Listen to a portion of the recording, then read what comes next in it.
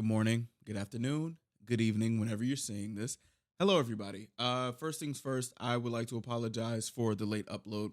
Today was a Patreon focused day. If you would like to subscribe, of course, it helps out what we're doing here on the channel and everything. And also, earlier today, I found out who Princess Diana was and what happened. So that's also something on the Patreon, but the free version. But today, this is an interesting title, as usually it is. It is in a bada boom, in a bada bing. It says, teen girl begs TikTok to find her mom's killer, then gets arrested for killing both parents. The thing about TikTok and like true crime and just things that happen, it's very, very scary.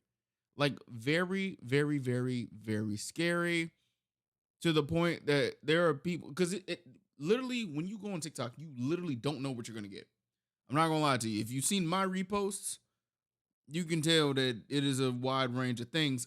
But it's just like, did any of y'all come across this case? I'm gonna ask y'all this now and then ask y'all later. But like, just like, bro, what? You know what I'm saying? Like, it's just one of those things. Like, huh? Because imagine you see this person. I don't know who this lady is, whoever's doing this. But just imagine you see this and then just see that she did this. Or you know what I'm saying? Like, imagine that. Like, I remember when I remember Mr. Prada and finding out that, did he kill his therapist? I don't know. That's besides the point. Y'all, let's a bada boom and a bada bing. Don't want to talk your heads off too much, because this is a long video. So let's go. The thoughts, views, and opinions expressed by the host of this show are for authentic, honest, and entertaining purposes. Unless you don't think I'm entertaining. I repeat, this is my opinion. I am not telling you how or what to think or feel, but I do encourage you to speak your mind and have conversations. Just don't do too much. Also, this video is brought to you by Sebastine's Patreon, where you can access over 1,000 videos of exclusive content. If you want to subscribe and support this amazing community, click the link in the description below, and thank you for everything. Enjoy the video. Bang. Bada bing, bada boo. There is a thing called a job side effect. What? For example, if you work in video editing, when you watch an action movie, you might not even be able to get into the action scenes where the entire town is blowing up, an alien swoops in from a UFO to kidnap children. What? Because you are just so focused on how much every second of the special effects is costing the studio. You cannot see anything past it. That is what is commonly referred to as a job side effect. On Reddit, a few funeral directors have gathered to talk about their job side effect, which I will warn, it's very grim, it's morbid. I can see how funeral directors would not be able to function if they felt and reacted to death the same way a normal civilian does. I can so imagine. there would be no funeral homes if that were the case. It's natural to compartmentalize your job. I ain't gonna lie to you. My childhood best friend, she does like mortician stuff. The stories be very interesting. I don't know how she does it. Shout out to my mans. And sometimes they've developed these very strange side effects because of them. One funeral director says on the forum, sometimes I find myself accidentally figuring out mixtures for living people. Excuse me? Or thinking about how well they would embalm. Side note, a mixture refers to the customized blend of embalming fluids, and each time it's unique to the body. Oh, well, that makes sense. Sorry, Stephanie. They- That makes sense. That, like, I can literally understand somebody's like thought process, because they do this like every day. It's like, it may sound like they'll definitely be a party killer. Like, that would definitely damper the mood of a party, but I can understand, like, the thought process. Based on the weight, time of death, tissue condition, because sometimes you want to add a little more of this or a little more of that to try and restore some firmness or color to somebody. Or other times you're trying to figure out the best mixture for keeping the tissues from dehydrating. You want the deceased to look as, quote, healthy as possible. That's what they say. So their loved ones can pay their respects. Okay. Side note, that includes putting Vaseline on eyelids, as that helps with making sure they don't look dry. Really? And oftentimes the embalming mixture is this very orangey color because apparently that gives the healthier glow. That's how they're describing it. Someone else agrees, commenting, sometimes I decide how I would set people's features when I'm talking to them, and then I don't realize it. Embalmers have to set the features and arrange facial muscles into restful or natural expressions, and that's a big part of the job. I would say, as somebody who's been to a good amount of funerals, I try not to, well, like going to funerals to pay my respects and everything, and I may come off weird. It's like I try my hardest to when it's time to like go to a wake and see the person in the casket, I try my hardest to desensitize myself in the moment because the thing about seeing your loved one in a casket, and I'm saying this for me, this may come off weird, but seeing your loved one in a casket and like that's them, but like their soul isn't there right now, it's very eerie. And it's something that like really, and hopefully there's somebody out there that doesn't make me feel crazy, but like it really hits me hard as hell where it's just like, bro, like I don't know how to really like explain it, but it's like at funerals I be very like just still faced because it's just like trying to process what's going on. I don't you know what? Maybe I should stop talking. Like it's just seeing some of my family members and how they were treated in like um in the care of hospitals and stuff. It kind of made me jaded. I'm not gonna lie to you. This is why I don't like funerals, but I will go. But I don't know. Does anybody else have that like thing like trying your hardest not to just tear up and want to say like give them one last hug because that's like very disrespectful and crazy. Like this is not a movie. This ain't Bad Grandpa or anything. You know what I'm saying? So it's like um I don't know. Like I always thought I was weird because at funerals I don't cry. And it's like, bro, what the hell is wrong with me? And it's not because it's not because I'm not mourning the person. It's because it's just like, dog, like it's just, I'm trying to process because this is the last time we're seeing someone that we used to see like damn near like every day. And I'm saying this because my dad and my granddad, seeing that stuff, it's just like, bro, like it's just like I guess it's just me trying to ponder while grieving, while trying not to look crazy, while being on my best behavior at a funeral. It's a lot. It really is a lot. I ain't gonna lie to you. And a very big side effect, a lot of the funeral directors are saying, honestly, it's not even the embalming process, which is, one of the more technical things. Mm-hmm. A big side effect is that you learn very specific ways to deal with human grief. And it's done in a way where you have to compartmentalize. Like, I know some people are going to be like, oh my God, these funeral directors are so insensitive.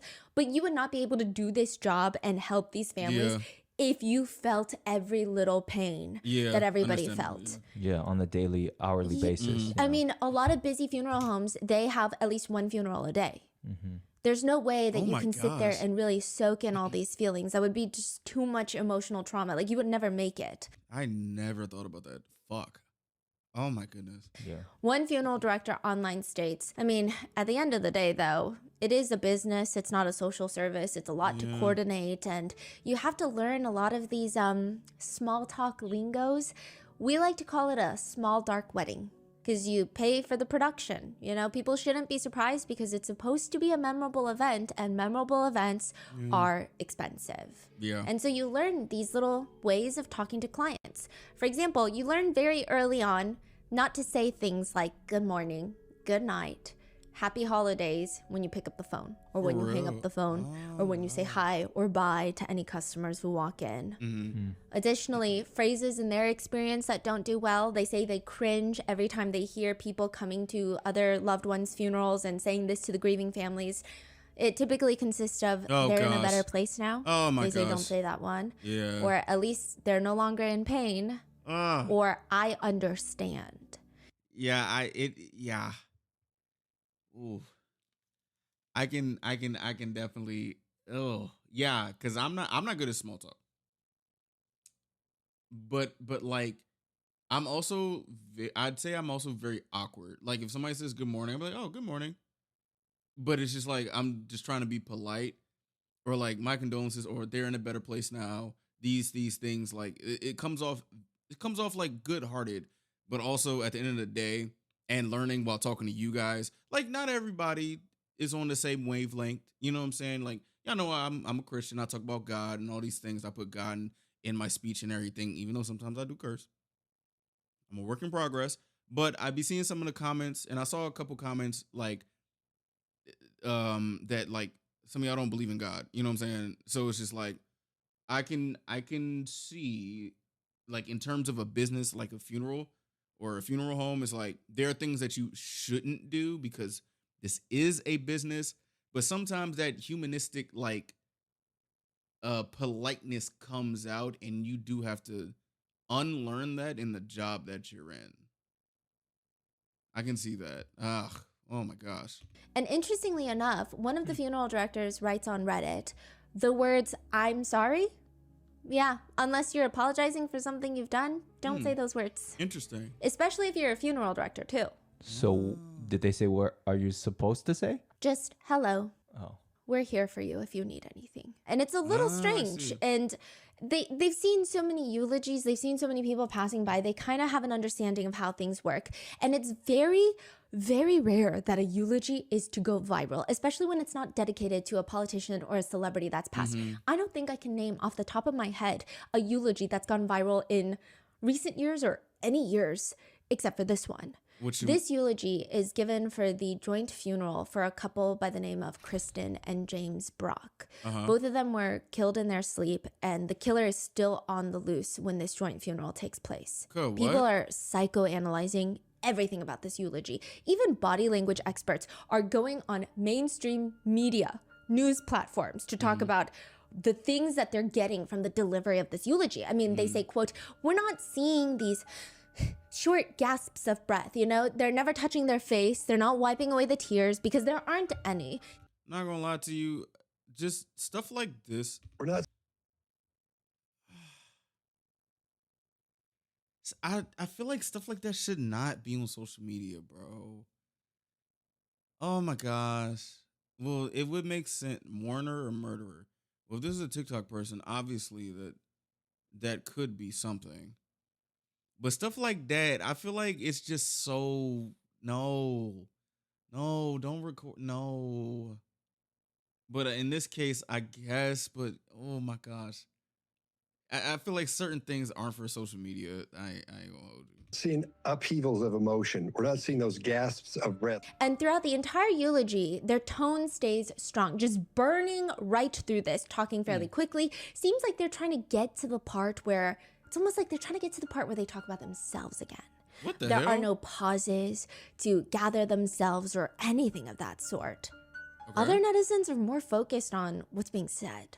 They get up there, and this person making a heartfelt eulogy at the funeral states, this isn't going to be easy, but bear with me because I stutter a lot.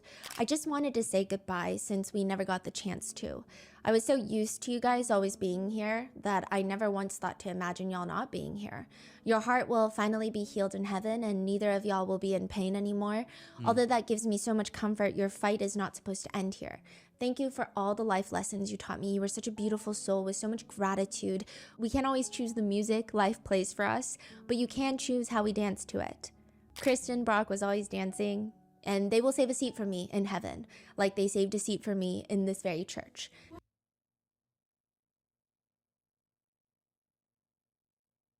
I don't know, bro.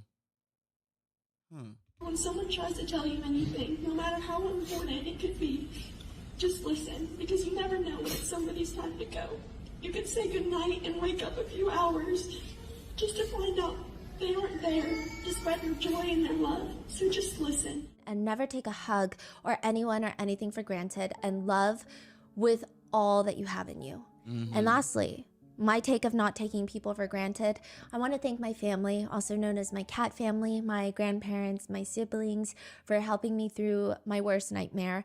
And last but not least, I want to thank Tasha, Bree, Nate, Lane, Kimberly Hayes, Kim Bowling, Katie, and most of all, my father, Angie, and Ben for making such a big difference. I love you guys. I'm sorry. A loved one who was present at the funeral is sitting front row, states, that was weird because not a single tear was shed. So the entire time that this person is up there, the eulogy is said in a shaky voice as if they're crying, but she's sitting there saying, I didn't see a single tear. Okay, and she says, quote, what is the voice that they're doing? Okay, wait, hold on. Oh my gosh. I was talking about how she was talking about like me and just like referring to herself in terms of things. Not really trying to be a stickler because this is a grieving person. I'm under the impression that this is the person that Stephanie's talking about, but I'm just saying, like, I guess in this context, it is okay to judge how this is, but like, if not in this context, because I've been to funerals where people have acted an ass at the funeral, so it's like, I don't know. It's like, I'd say like it's one of those moments where not this person that's talking, like, you know, like, cause sometimes funerals just be having those awkward moments, and it's just like, it's like a okay, it's like one of those moments that just be like a cringe, and then just like move on with the service type thing. Sounds like crying, but I don't see a tear. No tissues, never wiping the face, never getting rid of tear marks. Eyes are not red, no snot. They're not crying. The family member in the first row states, it was one of the weirdest things that I had ever witnessed. But not even just that.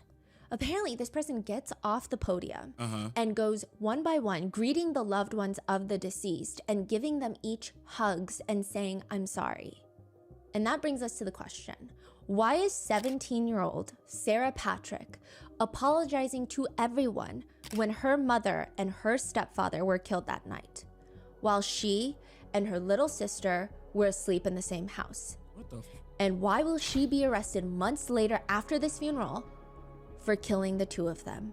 Hey, cuz, go the fuck ahead, bro. I'm over here just sitting here just thinking, because I just told you, like, I'd be disassociating and like stuff like that, and I've had to say like words or like write a poem to say in front of people, and I wasn't crying. So I'm just thinking, like, is it weird to not cry and I guess just try to get through a eulogy or whatever you're doing up in front of everybody without crying because you don't want to, you know, go over the time limit because, you know, well, I don't know, but at funerals, like, the time limit is a thing. But going to the everybody in the family and saying I'm sorry is a kind of weird thing because I'm not. I don't know, bro. Like, I don't know. I don't know. Shit. And posting TikToks about it. Nah, this is crazy. I'd like to thank today's sponsors who have made it possible for Rotten Mango to support the SAFE Project, a national nonprofit dedicated to building collaboration to address the addiction fatality epidemic and prevent overdoses. Okay. This episode's partnerships have also made it possible to support Rotten Mango's growing team, and we'd also like to thank you guys for your continued support. As always, full show notes are available at rottenmangopodcast.com. There are brief mentions of illegal substance abuse, so please watch with your own discretion. Today's case is currently ongoing, so if there's any new developments, we will do our best to keep you updated in the pinned comment. But this is the information that we know up to the date of publishing. All opinions, speculations, allegations are all representative of netizen sentiment and not my own. I'm just here to present the publicly available details and a lot of the online discourse that's happening surrounding this case so that you guys can come to your own conclusion. With that being said, someone has been arrested, they have been charged, they have not been tried, and they are maintaining their innocence. So everybody is innocent until proven guilty. That is how it works in the justice system. Okay. So with that being said, let's get started. There is an interview room in a police station that is just not like the others. Each police station, from what we have seen so far by all of the interrogation footage, it varies. Some police stations have standard interrogation rooms with table, chairs, a board of some sort. Other police stations, they like psychological warfare. I don't know who came up with these rooms. They'll have clocks that are broken on the wall, or a tiny little space where the subject is going to start feeling cornered after a long time because they're blocked from the exit by two buff cops just sitting on the chair next to each other playing good cop, bad cop. Two buff This cops. room, not like the others.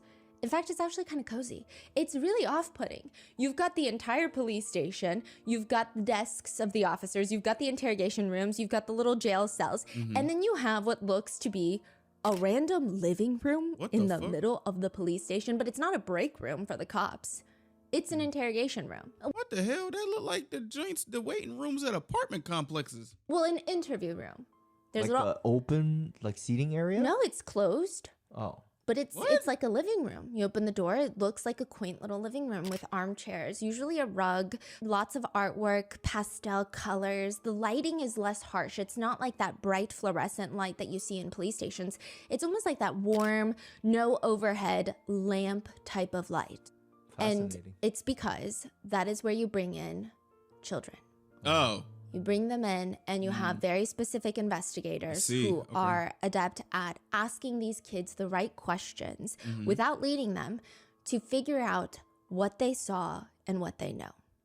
February 20th, 2025, police get a phone call. And it is from 16-year-old Sarah Patrick, who is stating that her 41-year-old mother, Kristen Brock, and her stepfather, 45-year-old James Brock, are dead. Rest in peace. This 911 call has yet to be released, by the way, but she is effectively stating that her little 5-year-old half-sister, let's call her Bella, she is the child of Kristen and James Brock. And Sarah Patrick is only Kristen Brock's child. So that's her stepdad, and this is her half-sister. Her 5-year-old half-sister, Bella, comes into the room, and she's like, you need to call the police. Like, something happened to mommy, something happened to daddy. She calls the police, and it's too late. The couple had been shot 5 times in their bed in the house that all 4 of them had just been sleeping in. This is first thing in the morning. Not only did this 5-year-old little girl find them, but she heard the gunshots too. What the fuck? It's interesting because the very first thing that the police find a bit fascinating when they're talking to this little 5-year-old girl and later when they talk to 16-year-old Sarah Patrick is how the hell did the little 5-year-old girl hear the gunshots but 16-year-old Sarah slept through them all? I ain't gonna hold you, cuz. I'm not gonna lie to you. How the hell, unless you were a heavy-ass sleeper. What? She claims she didn't hear a single gunshot go off in this little house. What? There are certain questions I think that 5 gunshots? In the same house. Do y'all know how loud a gun is? You know what? Okay. You just can't really ask people. I mean, maybe you can if you're an investigator. I just feel like it's a thing that you learn as a kid. When you're a kid, you ask the first thing that pops up in your mind, and then your parents scold you, and you're like, you're not allowed to ask people that. You can't ask someone why their feet are smelly. Like, that's rude. Come sit down. Oh, okay. There are lists of questions that technically feel harmless. It technically feels like you just want to know. For example, what percentage of your thoughts do you think are actually original versus recycled from things you've heard or read? It's technically harmless, but it just feels kind of inappropriate. That feels a little like you're attacking me.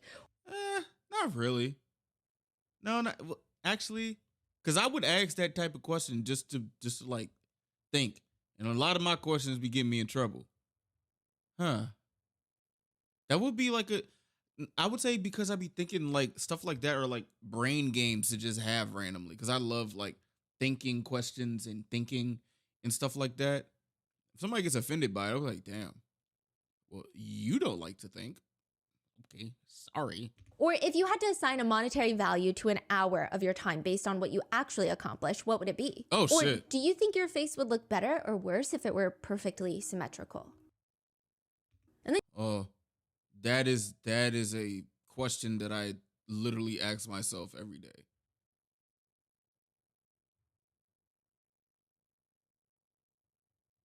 Huh. Okay. you have the list of typical ones. Uh-huh. When are you due? Are you pregnant? Have you gained weight? Oh, Do you still gosh. have a thing against smiling more frequently? Are you really going to eat all of that? Those are things that you're Okay, all technically right. not supposed to ask, even if you genuinely have a curiosity that means no malice. Like, you're not coming from a bad place. And there are a lot of questions that people apparently wanted to ask Sarah Patrick on TikTok.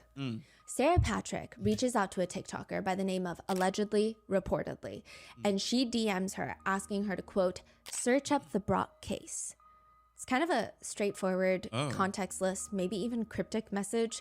Allegedly Reportedly responds to her, and Sarah keeps messaging her, giving her more information about the case. Kristen and James Brock, they're my parents, and out of nowhere, a random Thursday night. Hold on. You ain't coming to her DMs asking a question? Y'all just search up the Brock case. Excuse me. Because I be getting requests. Shout out to y'all for being very respectful in my DMs. Talking about some search up the Brock case. No, I'm not responding to that. Can you? Excuse me. What? Like, huh? In February, someone came in my house with me and my 5-year-old sister, shot my parents, brutally leaving them for me and my little sister to wake up to. Well, technically it was a Wednesday night because I found them on Thursday morning on February 20th, 2025. Oh, this Allegedly is a reportedly responds to her, telling her, I am so sorry. I cannot imagine. I will absolutely research and cover their case. Please, please take care of you always. She makes a video on it, and Sarah comments, thank you for spreading awareness. Sarah's very active in the comment section, which makes sense, but one person writes, this is a random netizen. From an investigative standpoint, it would seem that it was someone who knew them, hoping for answers in swift justice. Also, people on the internet be asking whatever the fuck they want. Like, that is the most blunt, and in TikTok comments, that is the most blunt comment section that you probably would experience. I'd say TikTok comment sections are like blunt, more blunt and just like straight to the point than malice than like X or Twitter comment. I don't have an Instagram, so I don't know. So it's just like, I would say as of right now, TikTok comments are more honest now. Am I wrong? Like, how do y'all feel about it? Like, I think it's like, because we're all like, everybody's on TikTok now, so TikTok is like the new place to be. Well, TikTok is the official place to be on. So it's just like, like when I be like looking at TikTok comments, I don't come from a point where this person is just fucking lying. However, I would say it's give or take. Okay. Sarah likes the comment and responds, most definitely was, since they knew the house. Hmm? Huh? She's saying, yeah, I mean, whoever did this to my mom and my stepdad, they knew them because they knew the layout of the house. They knew where they were sleeping. So yeah, I agree with you, commenter. Like, they knew my parents. At this point, nothing is particularly making you question anything of any sort. There's no, ooh, I probably shouldn't be thinking this question, or even let alone asking it in the comment section.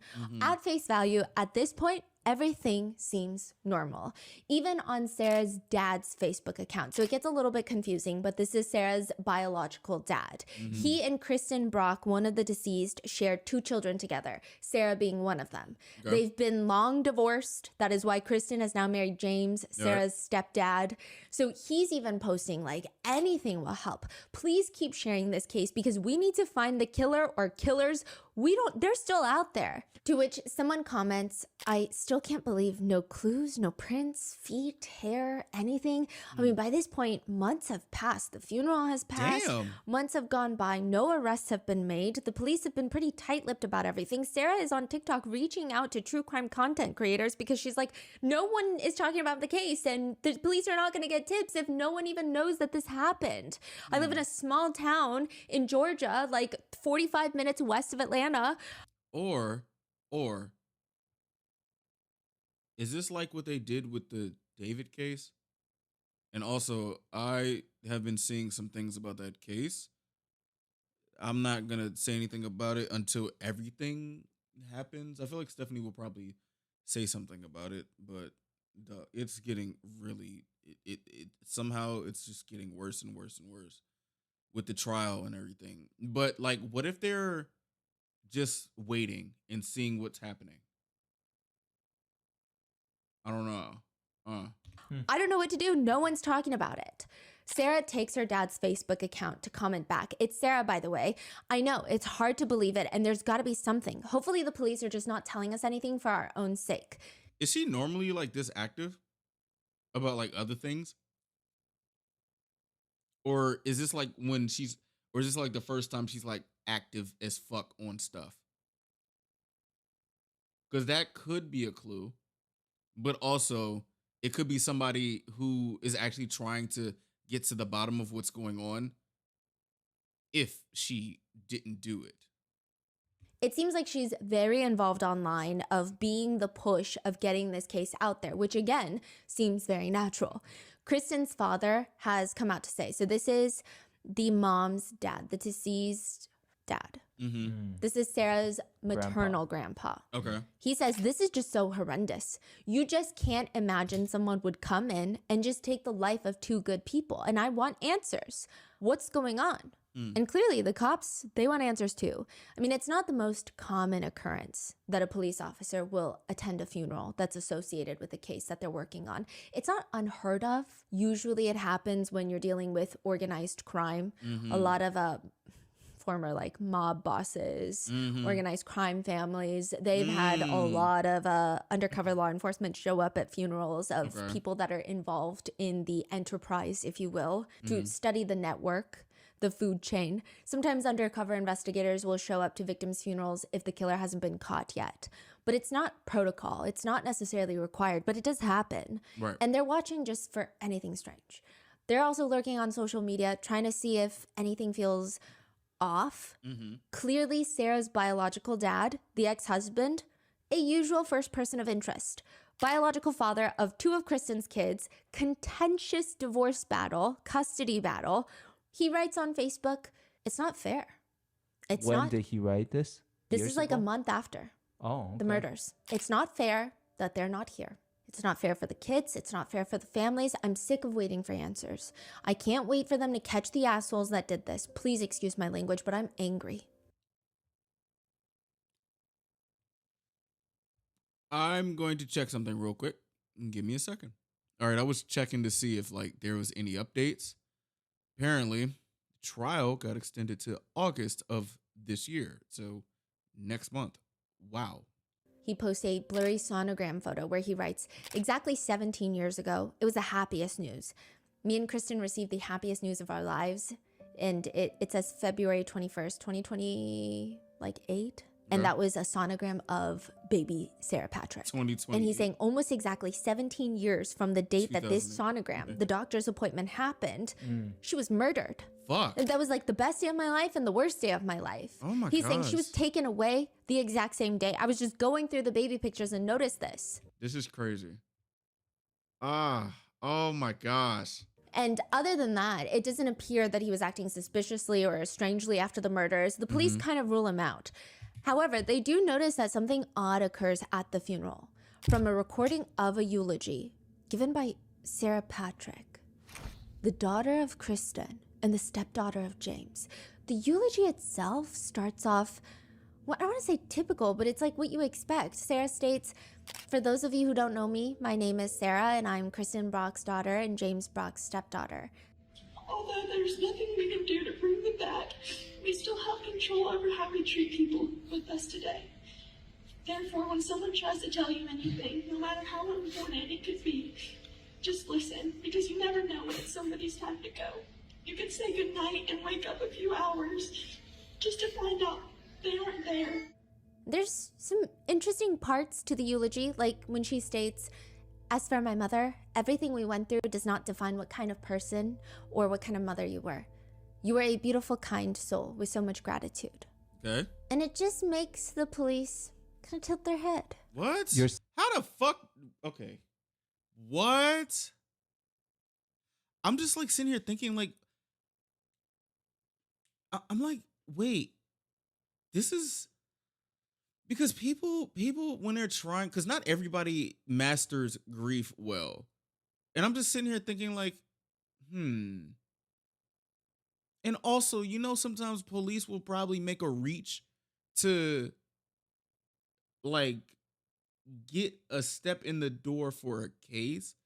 I would say this right here is something that I have never even thought to really think about when it comes to a funeral, because it's like, bro, people grieve differently. If I heard this, or maybe I need to be more aware of everything. That would probably be a knock against my, I guess, skills. It's probably a skill issue on my end. I'll put it at that.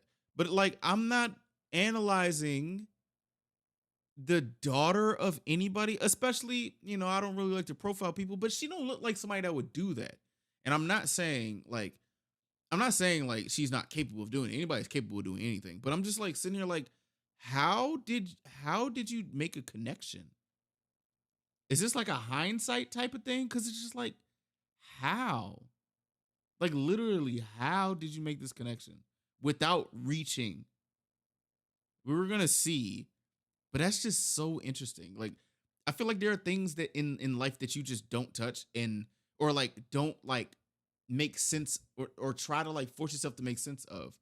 And in a funeral, I think that's like, one of those things, but it is necessary in this context. But still, like, saying like even during that time when that's happening, the cops are already getting some kind of vibes or being alerted. Yeah, because the police, it seems like the police are on the same page as a lot of people on the internet. And a lot of people on the internet didn't want to ask the questions because they didn't want to be perceived as being rude. But it's just a little weird of a eulogy. What does it mean? Like, regardless of everything we went through, it doesn't define what kind of person or what kind of mother you are. I mean, wouldn't that mean they went through some shit, like some turmoil? Like, wouldn't that mean that? This is why I do like the internet, because they will find something out of nothing, but sometimes netizens will be right about something. Also, a majority of the time, they're probably wrong, but it's just like when they're right about things, it's like, whoa. You know what I'm saying? It's like, whoa. Also, in the eulogy, she's not breaking down in tears. She sounds like she's crying, like she's choked up, but she's not crying. She's not wiping away tears. She never has to collect herself or take a breath to catch her breath. It's just slightly weird. And then she has this whole like thank you list, like an Oscars speech at the very end where people are like, sorry. what's happening? Well, yeah, and then her very last two words are, I'm sorry. I love you guys. I'm sorry. And my dumbass thought that it was, I'm sorry, because she was taking a long time saying these names. See, I need to be more aware. I have to be more aware because I'm looking like a deer in headlights and I feel dumb as hell. And so people thought, ooh, it's just a little weird. But again, people grieve differently. So it would be inappropriate to ask, hey, what are you sorry for? Hey, why did you list off all these thank yous to these random people? Hey, why are you wearing a light blue baby doll dress at a funeral? I mean, maybe the deceased didn't want all black at their funeral. I know that's been a thing recently where people don't want grim colors for the celebration of their lives. But really? People thought it was weird. But it's, again, one of those questions that you just don't ask. You don't ask someone how much money they make over the dinner table. And you don't ask someone. Well, people fucking do that shit. People do that. Hey, the stuff that, I ain't gonna lie to you, this is a tangent, but the stuff that I learned that you don't do as being polite, that's just out the window. That shit is literally out the window. I remember when it was like, you never ask a man how much he makes. You never ask a woman her age. You never ask who people voted for. That shit is out the window now. You know what I'm saying? So, damn. What counts as being polite nowadays? Or are we just in this rude ass society? I do want to know what counts as being polite. Why they said I'm sorry at the end of a eulogy. And you also don't ask them, how could you not hear the 5 gunshots if you were in the house? There's a TikTok video with a link to a GoFundMe where you hear everybody singing happy birthday and it sounds slightly sad and pretty eerie, The words on the screen read, "Don't ever take your family for granted. That voice you once thought was annoying is what you may end up falling asleep to every night. And the only way you can hear it again is our video. It's not good enough. I just want my mama."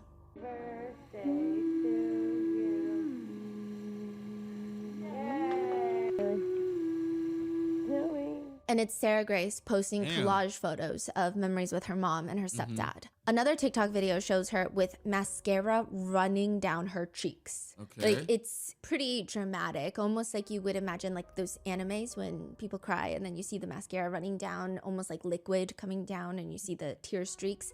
The caption reads, "Please send prayers for healing and for a break from everything. I'm so tired. I should probably delete this later." As somebody who used to do like drunk rants on like Instagram and be dead ass crying on Instagram, I have no place to say anything about that. I don't do that now, but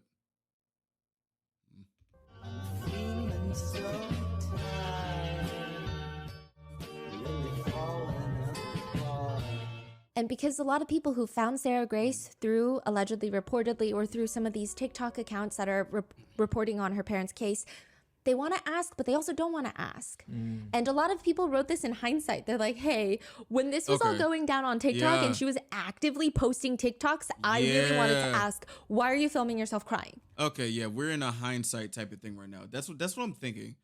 Because when shit happens in real time, it's like no, we're not gonna do this, because some people, obviously there are gonna be some people who are like, don't care if they're being rude.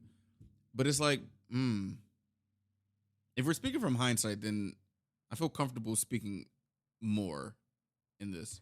But I didn't, because I felt like that was rude to ask like the grieving daughter of someone who was murdered, but it just felt weird. Another one is her crying in a dark room with very puffy eyes, and the words on the screen are, "What do you mean I can't call my mom?" And then another one that says, "I sleep so I can see you." Or another caption that reads, "But at nighttime, when there's nothing to do and the house is empty, I always think about how much I needed them." And it's just collage photos of her typically crying, or there's one of her just like hugging her mom's old t-shirt. And it always has a trending audio with these like slideshow words of the collage. And Okay, all right. So, I can speak a little bit about stuff like this, because I was told when I used to do this that, and well, also I'm a man, so I used to do this. I'm just saying, she's 17. I'm not really trying to give her bail, but I'm just saying, like, in terms of, I'm trying to put myself in a situation of, I'm thinking of in real time rather than hindsight, because it's two different types of conversations. So like, okay, it's skating by, because I would imagine this is what 17-year-olds do. I don't know what the fuck y'all do. Like, is this the stuff that y'all do? Y'all be doing this? I used to do it when I was younger. Shit, I used to do it when I was like 20. I'm an emotional ass person. But like, it's like, I don't know. I don't know. It's like, I think if y'all will tell me, if like, you know, if 17-year-olds, or do y'all do this? Do y'all cry on stuff like that? But I think there is a way that it will raise red flags or perk people's ears up if you keep doing it. Albeit I don't know the type of the limit, but there is a feeling, I believe that there's a feeling that will come gradually, but then you still have the feeling of not trying to be an asshole. Because like I'm just like, I don't know. Because I'm not really of this TikTok generation for real, because I ain't grew up in this shit. So it's just like, I don't know. And I'm thinking in a in real time type of thing. Because I didn't know that this case was this fresh. I didn't know that. So, like, my question to y'all is, I love asking y'all questions. What is the limit for y'all to see when someone's, and I want to be so real, what's the limit to y'all where you see someone is milking a situation versus actually grieving. Because at the end of the day, you can't tell somebody how to grieve, but you also can't hide your gut feelings and intuition. It's a different story explaining it, but you can't always you can't hide from how your gut is feeling. Your gut is gonna feel a certain type of way. So it's like if all these people are like, "Oh, I wanted to say something back then, this is that and the third," I want to ask y'all like, what is the limit? Because I feel like we're in a shame culture now, where people just shame people for just doing anything. Like I feel like this shame culture cultivated itself again after COVID, or for some reason everybody wants to be fucking cool. Like I don't know. I don't know. I kind of blame. Never mind. What is y'all's limit? Involved, or she uses the trend. They don't know it yet, but a year from now, me and my 5-year-old sister would find them wrongfully shot dead in our home, and they won't get to watch me graduate high school, see me walk down the aisle, or even say goodbye. Oh my gosh. The caption reads, "I miss you guys. Save a seat in heaven for me." Or others are just pictures of her mom and stepdad with words that say, "I just want to go home. I feel so homesick and I miss them so much. I can't stand the fact that I can't see them anymore. This sucks more than anything possible. I feel like I'm in a horror movie that never ends, and on top of everything, I still have no answers. I'm so confused on how someone could have done this, and even more confused on why them. Why? Just why? Also, okay, another question. Why did she ask that true crime person to do the story? Like I'm curious about that. If I sound rude, I apologize, but why? Like, is this some like new age type of grief? Or would y'all think that this is some new age type of grief? Like, I don't know, man. I don't know. When my dad passed and when my granddad passed, like I sent out a well, when my dad passed, that was a while ago. But when my granddad passed, I sent out a like memorial type of post and everything.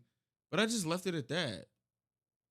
Like I don't know, bro. Like it's just I wouldn't want nobody to talk about it because I feel like I'm re-traumatizing myself. Like having someone else do I mean, okay. I mean, I don't know, because there's a couple cases that I wanted to do for my friends who have stuff have happened to them, but I don't know. It's like I don't know, but like I don't know. Like I'm in a point where I'm like I don't know, and I want to ask you guys why did she do that? And it could just me being it could just me be okay. I could just be pondering. Everything is words, just words on the screen. She's never talking. Though. Yeah, Okay. I mean, there's like a few, it does get weird because at some point she does transition into posting videos that are not about the crime. I mean, this Okay. is like months. She doesn't get arrested until July. All This right. happens in February. Mm-hmm. So for months, she's posting variations of this. And then I think there were like 1 or 2 where she's lip syncing to words and she seems like every other 17-year-old on TikTok. But majority of her posts were these little collages, or they were videos with the trending audios and then some words on the screen. Was she getting a lot of attention from these posts? Like, are they going all viral? Not They really. actually went viral after her arrest. That And makes then they sense. got taken down. And then Oh. an account reposted them, Oh, but you shit. won't see like a lot of the original comments. Her account's gone, or Yeah. those posts? Okay. And she will post them writing things like, "I'll never forget her last speaking with me. She came into my room," she's referring to her mom, "when I was in bed watching a show, and she told me goodnight in this deep voice and was acting silly. I should have hugged her. And when James talked to me last, he told me I love you and goodnight through the door. It tears me apart that I didn't open that door and give him a hug. I need my mom more than ever now, and I know that I can't get closure because nothing will bring them back. If you know something, please speak up and help me and my family heal. Okay. It hits me when I see my 5-year-old sister crying for her mommy and daddy. I'm sick of waiting for answers. I can't wait for them to catch the assholes who did this." One of the TikToks that she posts, this is the one where a lot of people wanted to ask a question, but they Okay, said that they wait, didn't want to wait. ask the question because Wait. they didn't want to be perceived as insensitive or rude. I think that there's something that's going to be a topic, say like 10 years down the line. And I'm saying this because we are in the internet age, but we're also in the internet age that loves true crime, and we have copycat people, and we have people that actually carry out these crimes, but say like the Zodiac killer who was leaving like clues and stuff like that. And I'm going back to like the David case and how he was carrying it on socials and stuff like that. Like it's like, wait, I feel like we're in a time and it's like setting the foundation for some fucked up stuff to happen. Because say, and I don't know if she killed her parents or not. I don't know. But I'm just like trying to pontificate on what's going on here. Right? I'm like, why? Why? Just why? Like we go from say, and we can broaden it. Like we go into some hip hop. Pooh Shiesty recording him robbing Gucci Man to get him out of the deal. And recording it. Like shit like that. Or people recording crimes on fucking internet. It's just like, what is going on? What is happening? Because when people was doing crimes back then, it took a while for people to find these people who did these crimes unless they left clues. That's why I'm talking about the Zodiac killer and stuff like that. It's like people really have social media brain.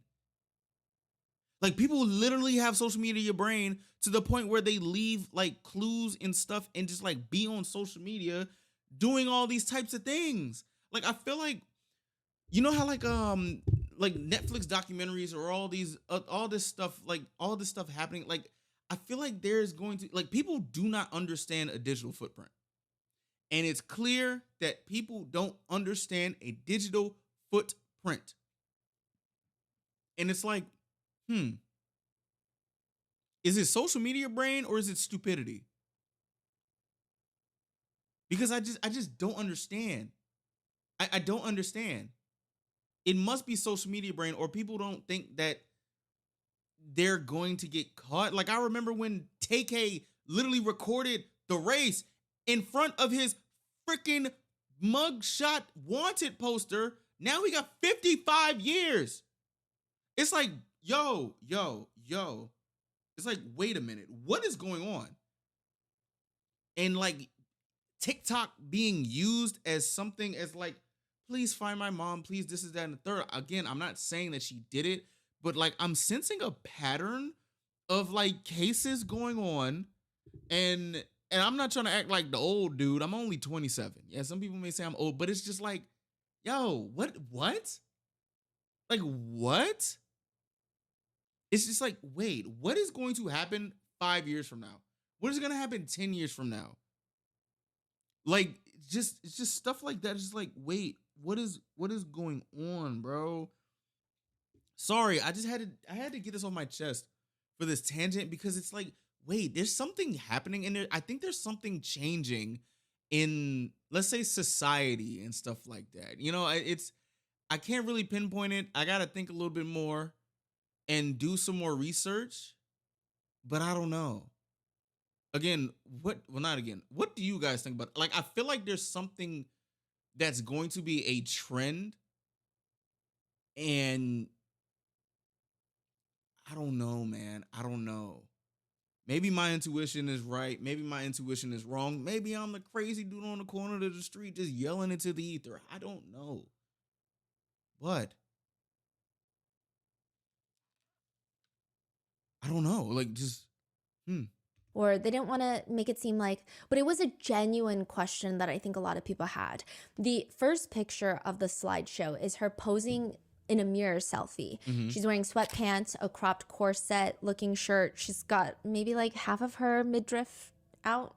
It's not like particularly salacious. I'm not trying to be like, oh my gosh, it was so scandalous. I think she dresses like anybody else on TikTok. But it's of her posing in front of the mirror. She's got all of her makeup on and she looks like she's about to go out. The words on the picture read, "You're just thinking it's a small thing that happened." So this is another trend. It's like you write this and then you show all the things that happened, and it's not a small thing that happened. It actually has like catastrophic consequences in your life. It's like a canon event.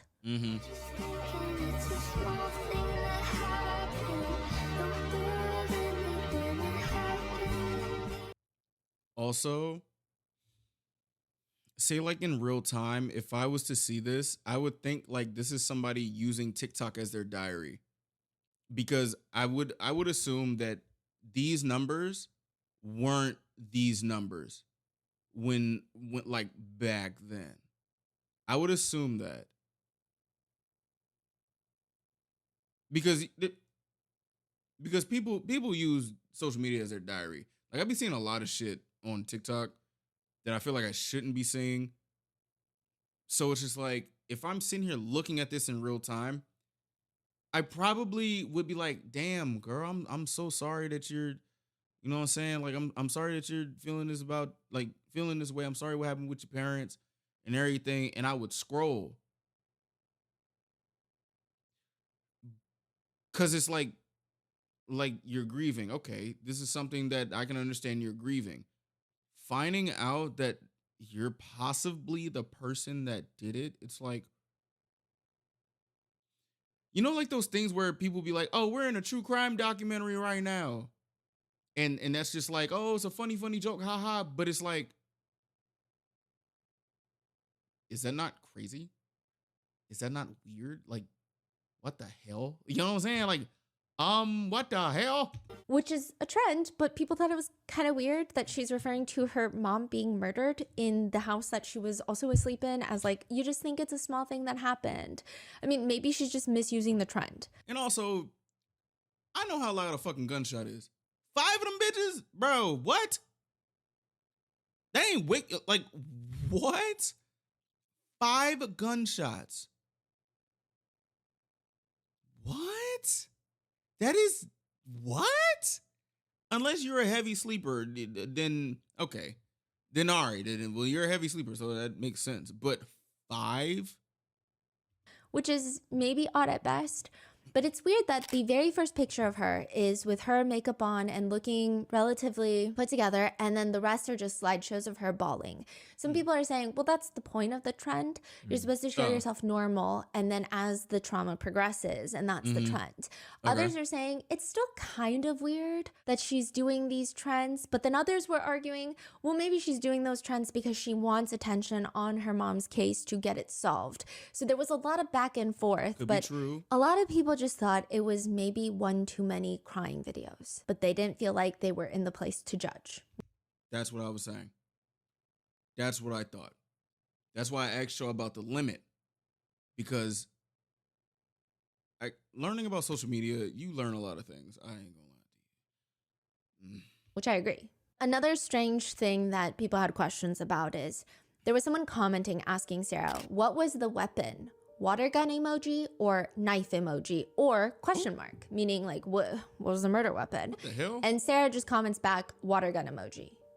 But you were asleep. But your sister came in and said. So, all right. Some people thought that was very weird. It's also been reported that whenever someone commented that they were sorry for her loss, she would just respond, don't be. Now, this is pretty contentious. People are like, yeah, well, that's exactly what I would say too. Like, you don't have to be sorry. You don't have to like ruin your day, but I'm just trying to tell you this information. Others are saying it just feels weird. Like, what do you mean don't be? Yeah, this is definitely one of those things where everything is like balled up in one and everything is just like that. Like literally just the because I've asked y'all before and I also said this on the other channel. Like when something is like put together in a collage of things and when you're speaking in hindsight, yeah, it's going to seem weird. But like we have the gift of hindsight to speak like this, but we don't have the gift of time travel to go back in time to address it. Because at the end of the day, say she was, and I don't know, probably follow up on this case later or something. But like say if she was and somebody called her out on it. What if she just switched up and just didn't post anything else? You know? I don't know. It's just something nice that people are saying. Instead of saying thank you or like, yes, please keep a lookout on the case, you say don't be. I mean, it gets to the point where eventually one body language expert states that Sarah seems too much in her element when she's creating these crying TikToks. He says, if you and I have tears, we wipe them away. That's what normal people do. She doesn't. She wants you to see what she's going through. Hey, hold on now. Again, I'm somebody who cries on camera and just lets shit out. So, well, I do wipe my tears on camera, so that's also that. I don't know. Wow. I don't know, bro. But also, people will probably think I'm weird as hell. So it's just like, okay. That's why she's got the mascara She's on and also- letting that leak down as well. Maybe it's harsh, maybe it's accurate, I don't know. They also point out that her picture that she takes and posts on her way to her parents' funeral. So she's like taking a selfie in the car on the way to the funeral, and she's like, I can't believe this. I can't believe I'm going to the funeral right now. Her eyes aren't red. This is what the body language expert states. Her muscles are tense in the way her muscles are tense, but they're not tense in the way that someone who's actually grieving looks. So a lot of when you're grieving, there's a lot of tension in the mouth area, in the lips. They get downturned, there's pressure. It's almost like you're holding it in your jaw. And then it's like loose, but kind of tense at the outer corners of your eyes. She, according to him, does not appear to be in true grief. That's what he believes just looking at that selfie. I mean, take that as you will. I always take body language experts with like all the salt grains in the ocean. But these are all hindsight, right? This body language. Okay. So no one is saying it at the time because Right. those would be questions that you really just cannot ask. Right, of course. I mean, not. I do think body language experts are interesting. I think it's fascinating. And I do think that there is a lot of truth to it in the sense of, I'm sure a lot of humans do hold tension in specific areas when they have certain emotions, because that's how we learn to express ourselves. And we all kind of adapt to each other's facial expressions. But people's mannerisms are so unique and personal, and people could have different abilities with moving their facial structures. It's just, there's too much room for error. Yeah, and again, I've been told that my facial expressions, nobody can read my face. Yeah. But I digress. Some of the bigger questions in this case, though, even one of James's family members states this. What strikes me as weird is she didn't seem afraid in any of her TikToks. Killer is still out there. You were in the house when your mom That is and your true. stepdad were shot and killed. Killers are still out there. Yeah. Not once did she post, I'm scared. Yeah. I'm afraid. There's a killer on the loose Oh. and the town needs to be afraid. Oh, shit. Wow. Huh.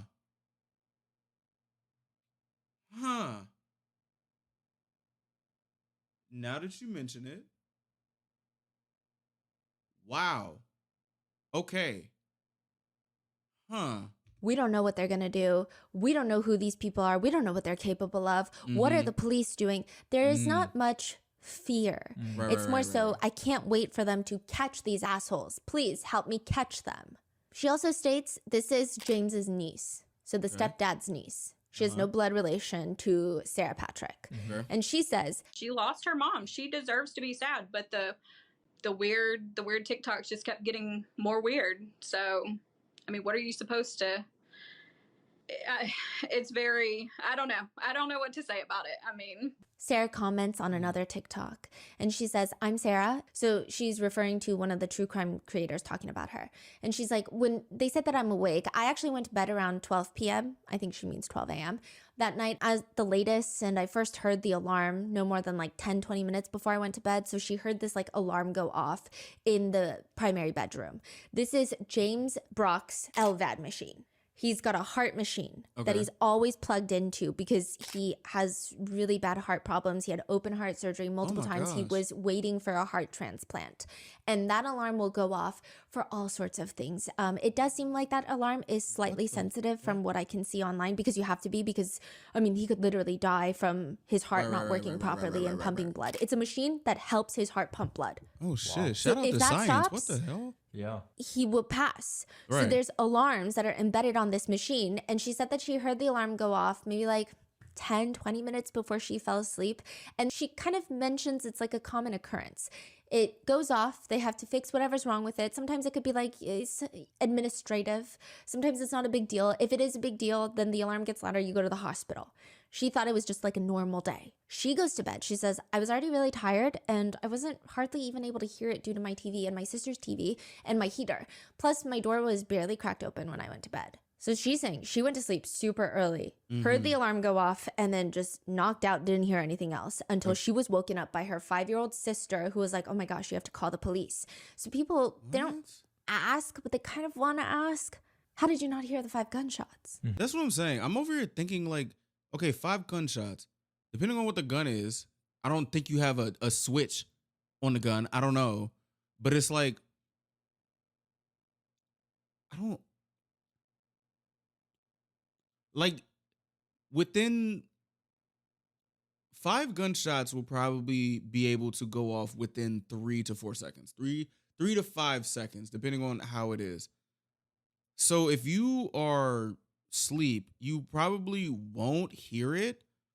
But like, what is the layout of the house? Like, what is the layout of your room to the primary bedroom and then to your sister's bedroom? Because it's like, all right, you hear these things and your sister goes out to check to see what's going on. But say like if you did do it, how long was it until the gunshots were shot and your sister went to the room? Because she's 5. So it's like she could be scared because it's loud ass noises. And the fact that she's like telling you, like, you gotta call the police. So she's like, you know what I'm saying, smart. Like she smart 5-year-old, you know what I'm saying? So it's like,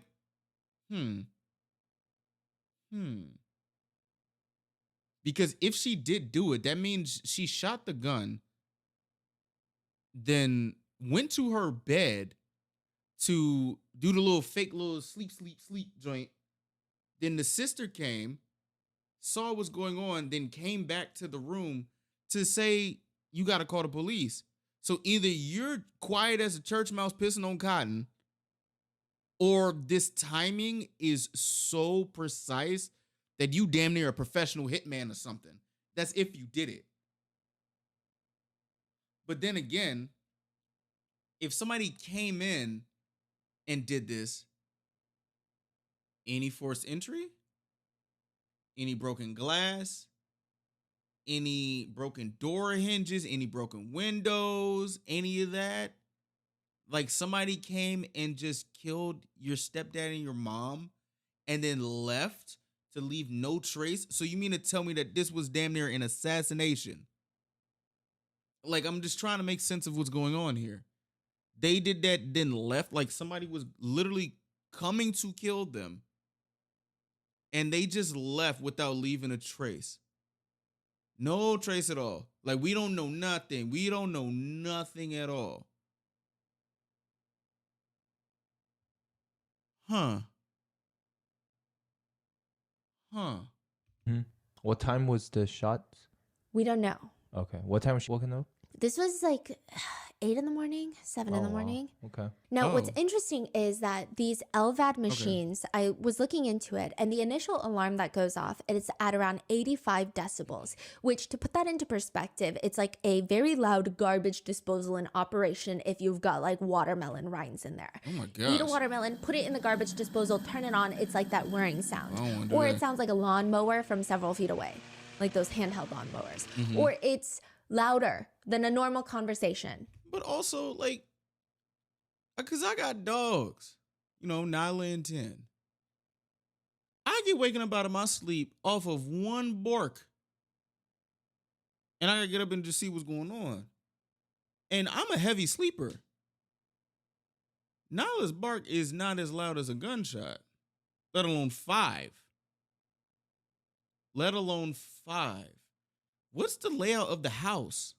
Maybe screaming, but it's not like a blaring siren. It's not like the fire alarm in an apartment complex is going off on a Saturday morning. It's not that loud. If you're in the same room, it would be impossible to sleep through it. It will wake up deep sleepers. That's the whole point. It's loud and at a frequency that it will cause ringing in the ears if you're listening to it for prolonged periods in the same room. It's uncomfortable because that's the whole point. If you hear it go off from maybe a room away, it's probably comparable to a typical TV volume when you're inside the room. So let's say you're sitting in the room and you're watching TV. It's going to sound that same volume when the alarm goes off in the next room. She says that she hears the LVAD machine before she falls asleep, but she doesn't hear a gunshot or the second or the third, fourth, fifth. A gunshot, especially fired indoors, is going to be around 160 decibels, depending on the gun, give or take, and the house. But that would be like standing next to a jet engine at takeoff. or if multiple jackhammers were operating simultaneously in your kitchen, in your house at the same time. A single jackhammer is around 110 decibels. This is 160. This is much louder. And it's even louder indoors because it's a confined space with lots of walls, floors, ceilings that reflect sound waves back through the rooms. Let alone it's a fucking it's a fucking pocket rocket, let alone that. According to gun experts, they say it's virtually impossible. And when you look up the house that they live in, it's a 2,000 square foot house. It's not a Jeff Bezos mansion with like 25 different levels and a guest house for the chief of staff. This is a very normal house. It's 2,000 square feet. And she says she doesn't hear any of them. Right. One gunshot is 100 times louder than a smoke alarm, 1,000 times louder than a vacuum cleaner. The vibrations are so strong that it can rattle the windows. If there are neighbors within a few hundred feet of the property, which there weren't, but if there were, most likely they would have heard it as well. In fact, depending on how close you are, you could experience pretty severe discomfort in your ears for at least a few hours, if not the entire day afterwards. Yeah. Long story short, it's loud as hell, and there's no way that you did not hear that. Unless you're the deepest of sleepers. Unless you're the deepest of sleepers. The only reason you would not hear this, experts theorize, is three things: severe pre-existing hard of hearing, unconsciousness, or extreme intoxication or heavy sedation. That's it. That would be the only way. There are a few other points of contention that happen in hindsight, like the fact that Sarah writes in her DM to the true crime creator. I think it would be a really big hit because the only person who posted about it made it as the first image you see when you Google their names. Plus, I can give you intel, just I can't give you anything that could break the case. That's what the cops told me.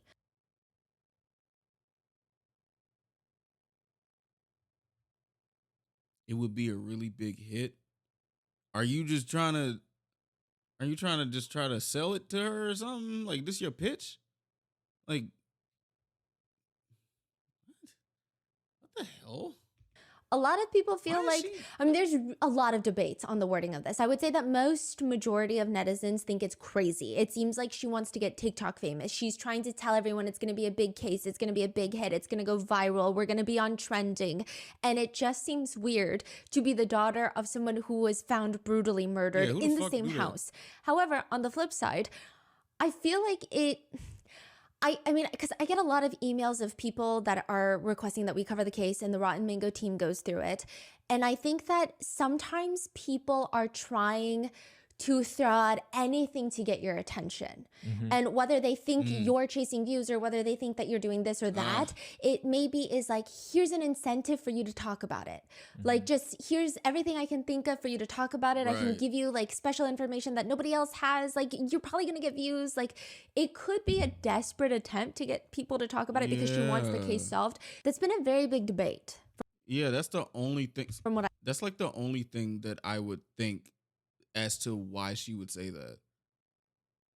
Like, I can't think of any other reason as to why she would say that. I can see, and I'd be interested to know your thoughts. Other points of contention are the fact that even at the funeral, she is wearing a light blue dress that some people felt was not appropriate. To be fair, it doesn't seem like everybody was adhering to this like black only rule, but one comment reads, "It looks like she purposely chose a dress that makes her appear younger and innocent." I will say the dress is it's like a baby doll dress. And those are trending again. So I don't know if it just happens to be on par with the trends. I don't know if it was more psychological than that, if she wants to appear younger. I'm not entirely sure. But it is, some people think, inappropriate, even in its color for this funeral. In July of 2025, the sheriff's office in Carroll County, Georgia, hold a press conference.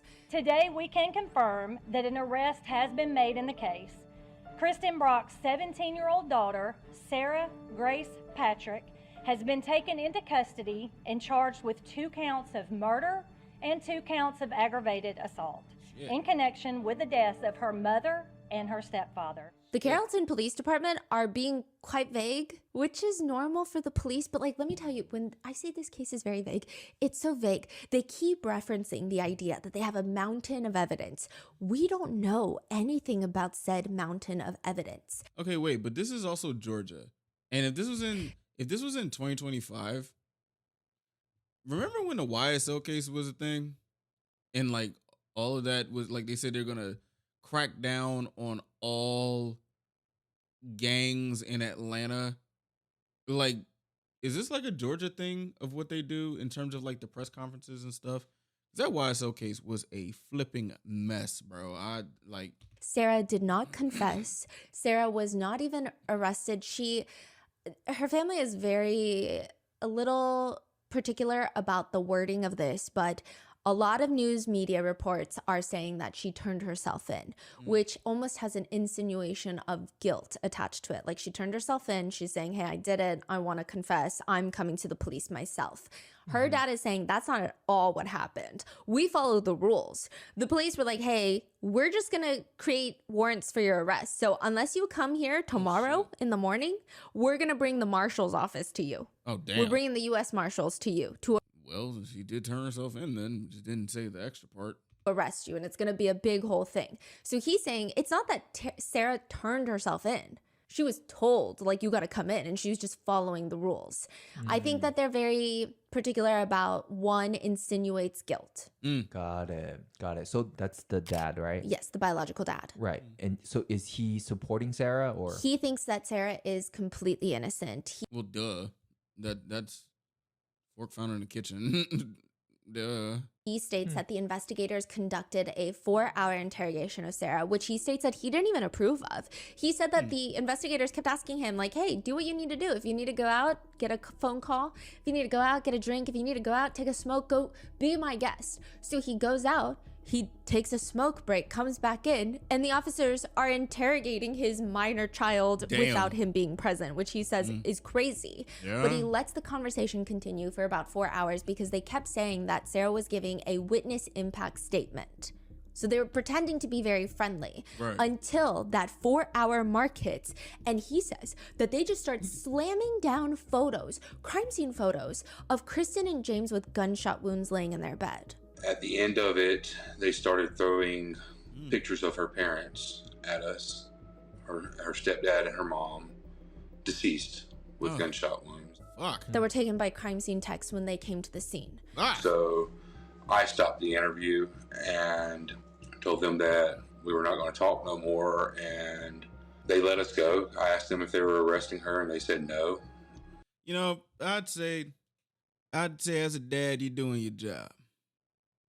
Because why the hell would you think that your daughter killed your mom and her husband and her stepdad, you know? I'd say in something like this, because it's like, bro, why would you even think that your daughter would do this? It's like one of those things where you just got to take it on the chin if you're wrong. Because what the fuck? You know, just like, what the hell? Like, if you don't have no type of evidence for real and you're trying to be there for your daughter, I understand. You're a dad. I would probably be embarrassed about a lot of things for my kids too. I'm just trying to be on their side until I find out more information. And then, because I'm not no spring chicken. But like, wow. Like, this is really crazy if she actually did it. But at the end of the day, having egg on your face, it's not really that bad. I ain't gonna lie to you. You was wrong, you was wrong. So that's just it. You may feel stupid, you know, but that's just is what it is. You know what I'm saying? 2 hours later, we get a call saying I have to turn her in by 10 o'clock in the morning or else they would send out the U.S. Marshals. Oof, shit. He says he's upset because they just followed the rules. Sarah did not turn herself in. A lot of people actually support Sarah. And I would say a lot of people that know Sarah support Sarah. However, the growing number of people that either call into question her motive or call into question her culpability in its entirety, it's growing online. Okay. Every day, the Facebook page is growing. More It's a private information, Facebook please. page. I stand with Sarah Grace Patrick. Okay. Every day, there's more threads on Reddit. Every day, there's more comments on TikTok that seem to be like, well, I don't know. Maybe she's not guilty. You know, I wonder, how does Stephanie feel about like covering cases? Like, because if this case was not as, say, viral, I don't know how viral it was, but like, I wonder, like, do y'all think, this is a question for you guys, do y'all think Stephanie like ever thinks about like blowing up a case to like whatever type of magnitude or feeling like responsible for it? That's an interesting question. I don't know. I don't know. It's just something to think about. It's very interesting. A family friend of Sarah's says her father walked in with his daughter in that police station, not knowing what lied ahead for his child. She never confessed anything. She was working with detectives to find the people who murdered her mom and stepdad. She trusted them because that is who she is. And all these people talking about her apology at the funeral service, saying, I'm sorry at the end, as an admission of guilt, as some sort of confession. That was very normal for Sarah. She would apologize over everything, even if it wasn't her fault. Sarah's dad says in an interview, You can sneeze on my daughter and she'll tell you, I'm sorry. You know, she says I'm sorry to everything, not just to the eulogy, you know? Okay. Really, I mean, you can step on her toe and she'll tell you she's sorry she was in the way. Sure. That's just the type of girl she is. Okay. Others also comment, when she was probably saying, I'm sorry to James Brock's family, some people are saying maybe she didn't mean it as like, I'm sorry that I killed him, but more so like, I'm sorry that you're going through a loss. I mean, yeah, probably. And also, it's just one of those things of, like, literally, I'm just sitting here trying to get information, and I can't definitively say anything. But the questions are there. And the only question that I have is like, how did you not hear the gunshots? And were there any breaking and entering like signs? Because it will lead to a bunch of questions, a bunch of follow-up questions like, okay, so do y'all not have security cameras? Do y'all leave y'all doors unlocked? Do y'all leave y'all windows open? Do y'all have any enemies? Do y'all have this, that, and the third? It's like, okay, so I don't know. I feel like that's probably what is the questions in the interrogation. I mean, a 4-hour interrogation, good Lord, they probably asked everything that I probably asked in this video. But like, like what is, I don't know. It's just the eeriness of not knowing what's going on is making me ask questions, or I would say influencing me to ask questions. Because we don't see any reports that she was saying it to people that were related to her mom. So maybe it would, I don't know if that changes things, if she was going to everyone that knew her mom and was like, hey, I'm sorry.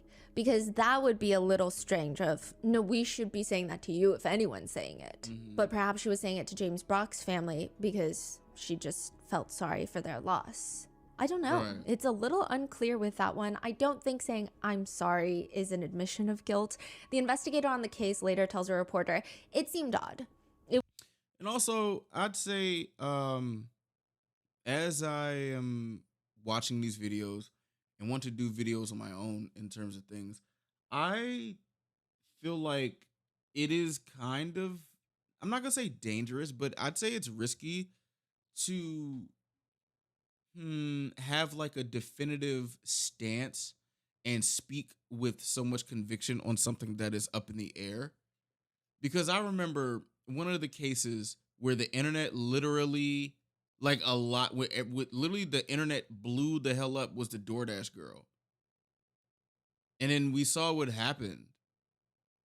It's like, like the internet is such a scary and up in the air place, and how it's going now and like how the culture of the internet is, it's like it's probably gonna get kind of scary. Not just kind of, like I feel like the internet's gonna get scary soon.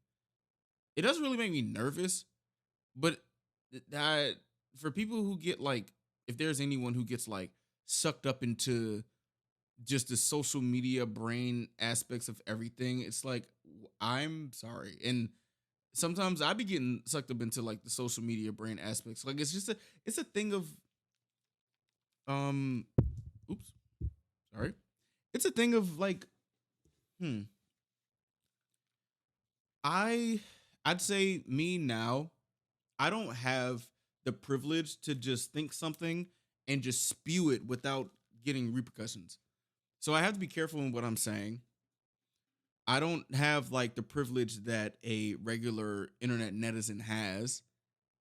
So it's like I need to think more than speak.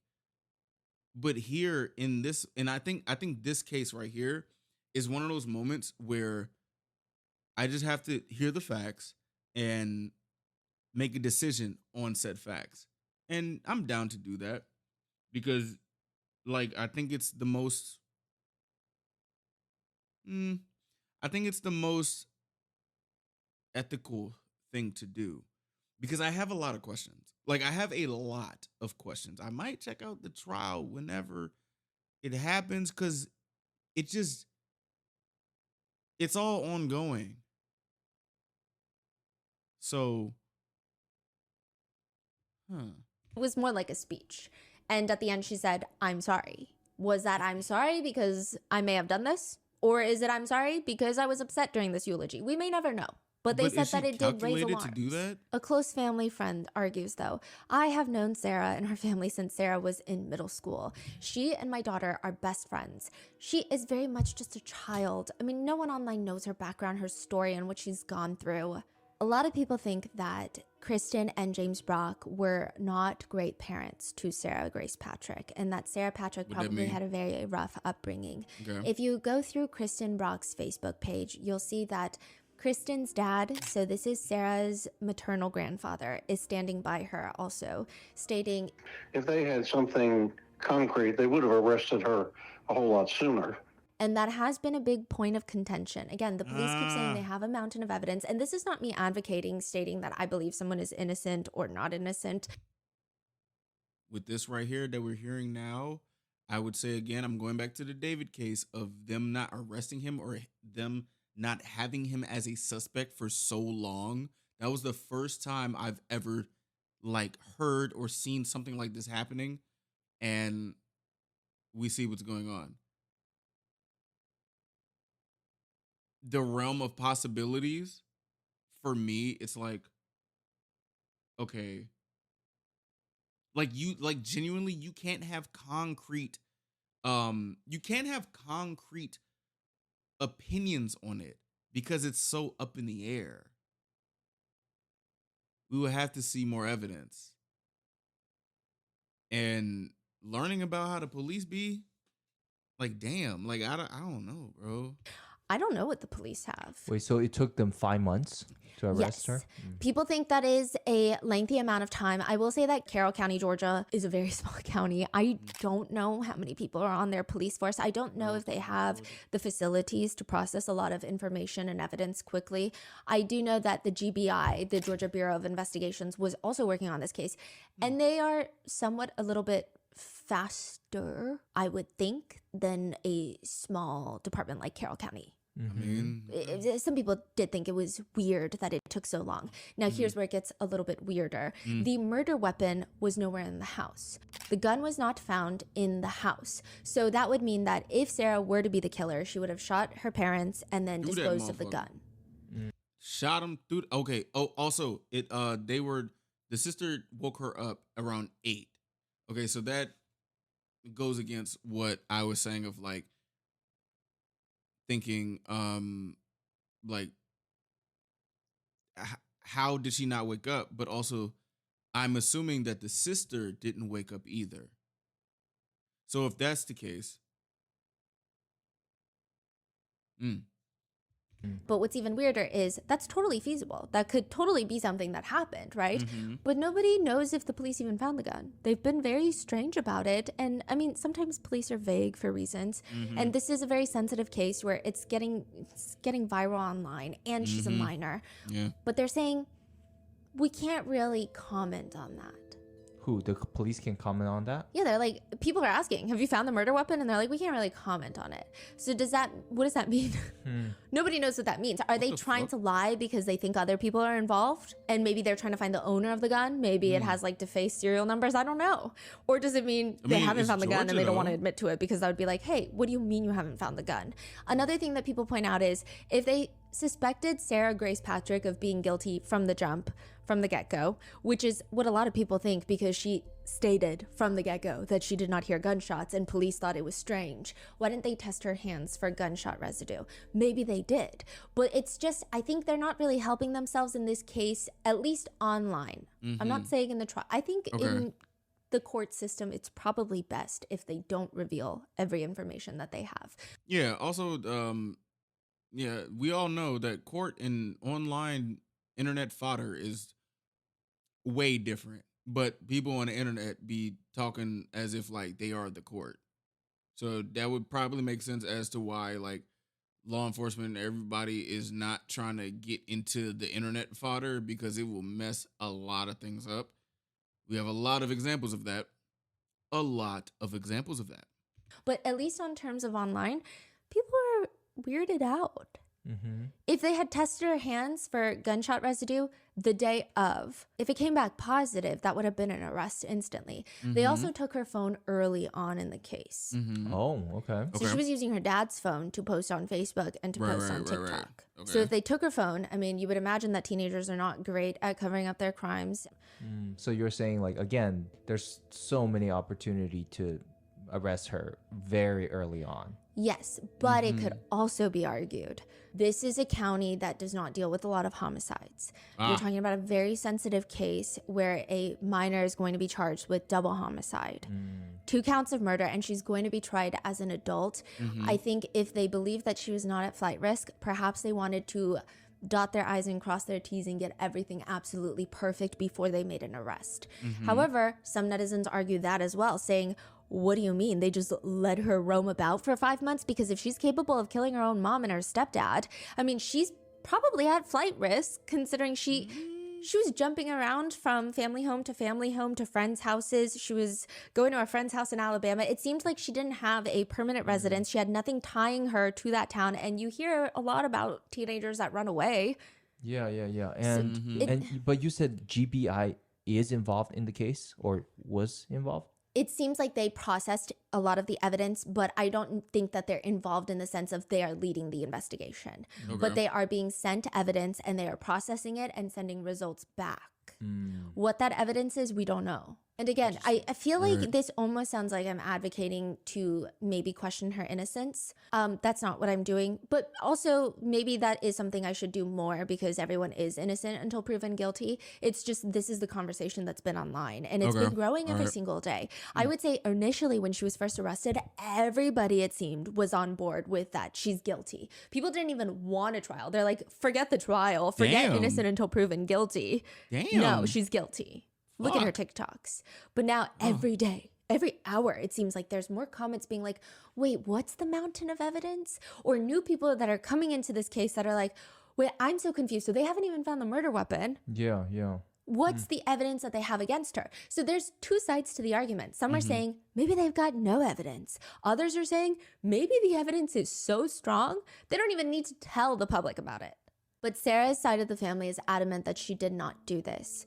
And if she didn't, who did? Right. Sarah's dad says in an interview, Sarah knows more than most people know. The only thing that she could think of was there was drug deals go wrong. her mother and James Brock had fallen into some drug abuse. Oh, they ripped somebody off a couple months before that. And Sarah thought that it could be that person. When I say... you think it's okay to say this on TV? Damn. Oh, gosh. Okay. Drugs, I'm not talking about the hardcore drugs. From what I understand, it was over weed or something like that. Over weed? Substantial amount. And she was telling the investigators that the whole time. And in 2025, we're killing people over weed? Oh my gosh. Oh, it is in Georgia. Oh, fuck. Is weed legal in Georgia now? Bro, a double homicide for weed in 2025?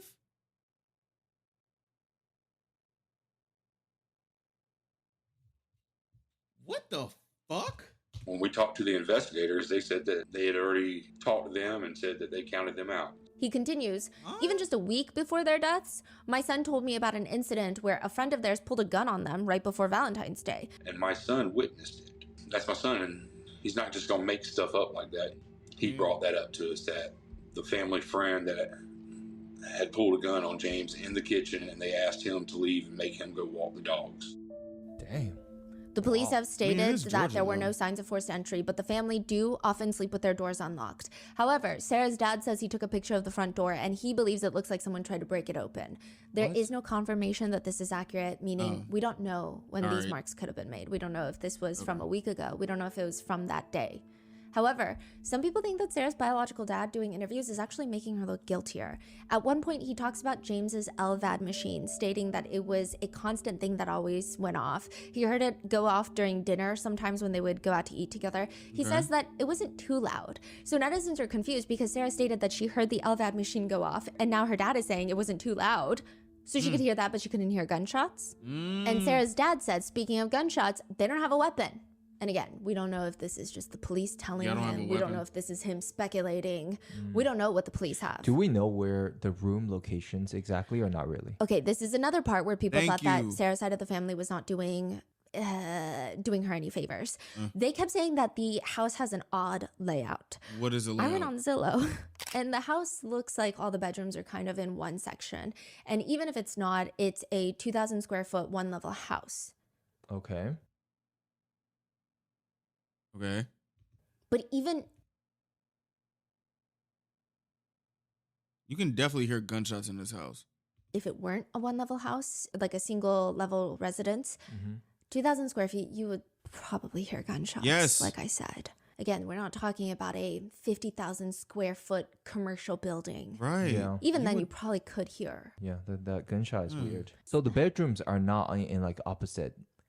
It doesn't appear so. Part I mean, of the there's no floor plan to the house. Oh, damn. But James's family who have been to the house say the bedrooms are all in the same area. Like they're all in that same section. The only thing that's confusing is now some netizens are questioning whether or not the 5-year-old heard the gunshots. Because if the murder weapon had not been found, it could have been a silencer on it. But if the 5-year-old heard the gunshots, Where the fuck did she get a Yo, okay.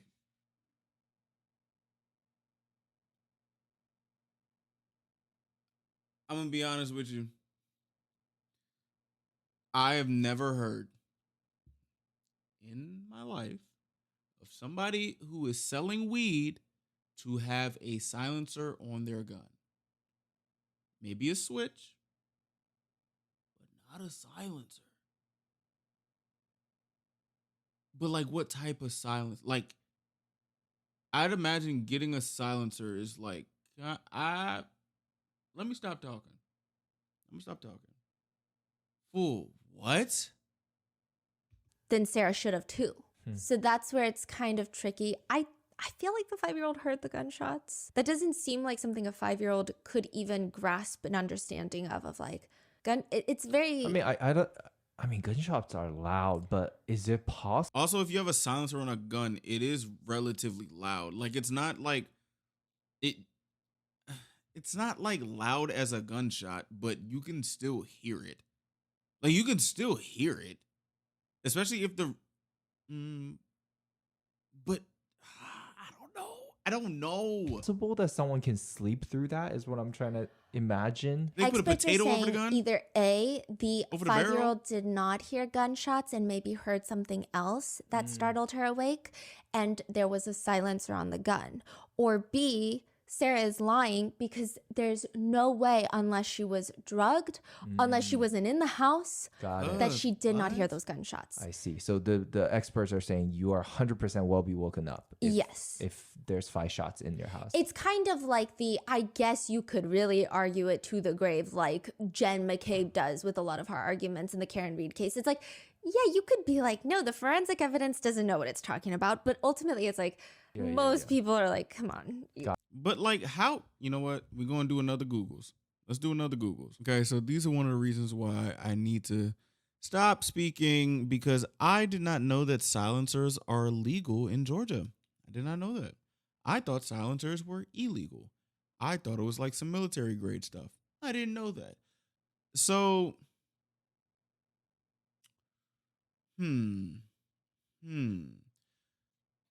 Question. I remember when Stephanie said something about other people in here. Did she know anybody? Like, was this like a setup or something? Is there a possibility that this was a setup or something? Because like the silencer thing is like, and you didn't wake up like, or was this like one of the things where it was just like, oh, why didn't you wake up? Oh, they probably had a silencer. Like, or did she have like somebody to do this? Like, I don't know. Like, I genuinely don't think that she would put 5 shots into her mother and her stepfather.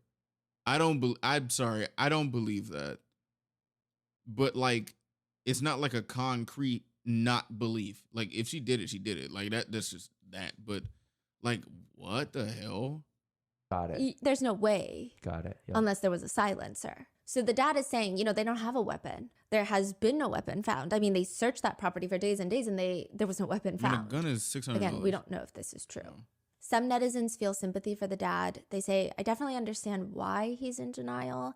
However, we need to learn to hold our children accountable. Yeah. Or some people are commenting, I feel very sorry for the dad. I hope for his sake his daughter is innocent. Others are commenting, why would he let her be interrogated without an attorney? He just needs to keep quiet. He's making things worse for her. Some netizens just say, I guess I'm just going to wait to see the mountain of evidence. And so a lot of netizens have then taken to trying to figure out Sarah Patrick's motive. I do want to make a firm note here. This is a very sensitive part of the case that I was kind of struggling with the Rotten Mango team of like, okay, do we talk about this? Because this is a big part of the conversation right now as it's developing. And I can foresee that it's probably only going to get bigger and probably bigger up until the trial or if she pleads guilty.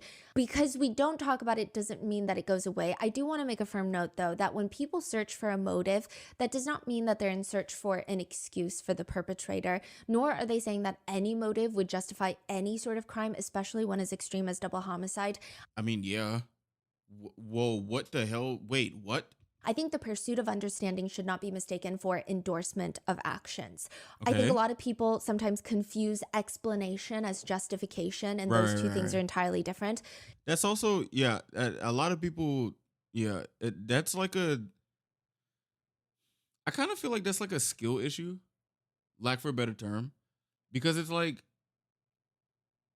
an explanation can also sound like justification depending on the person that you're speaking to's comprehension. Because like literally some things I've had to grown to know this, like some things can literally just be what it is, and that's just what it is.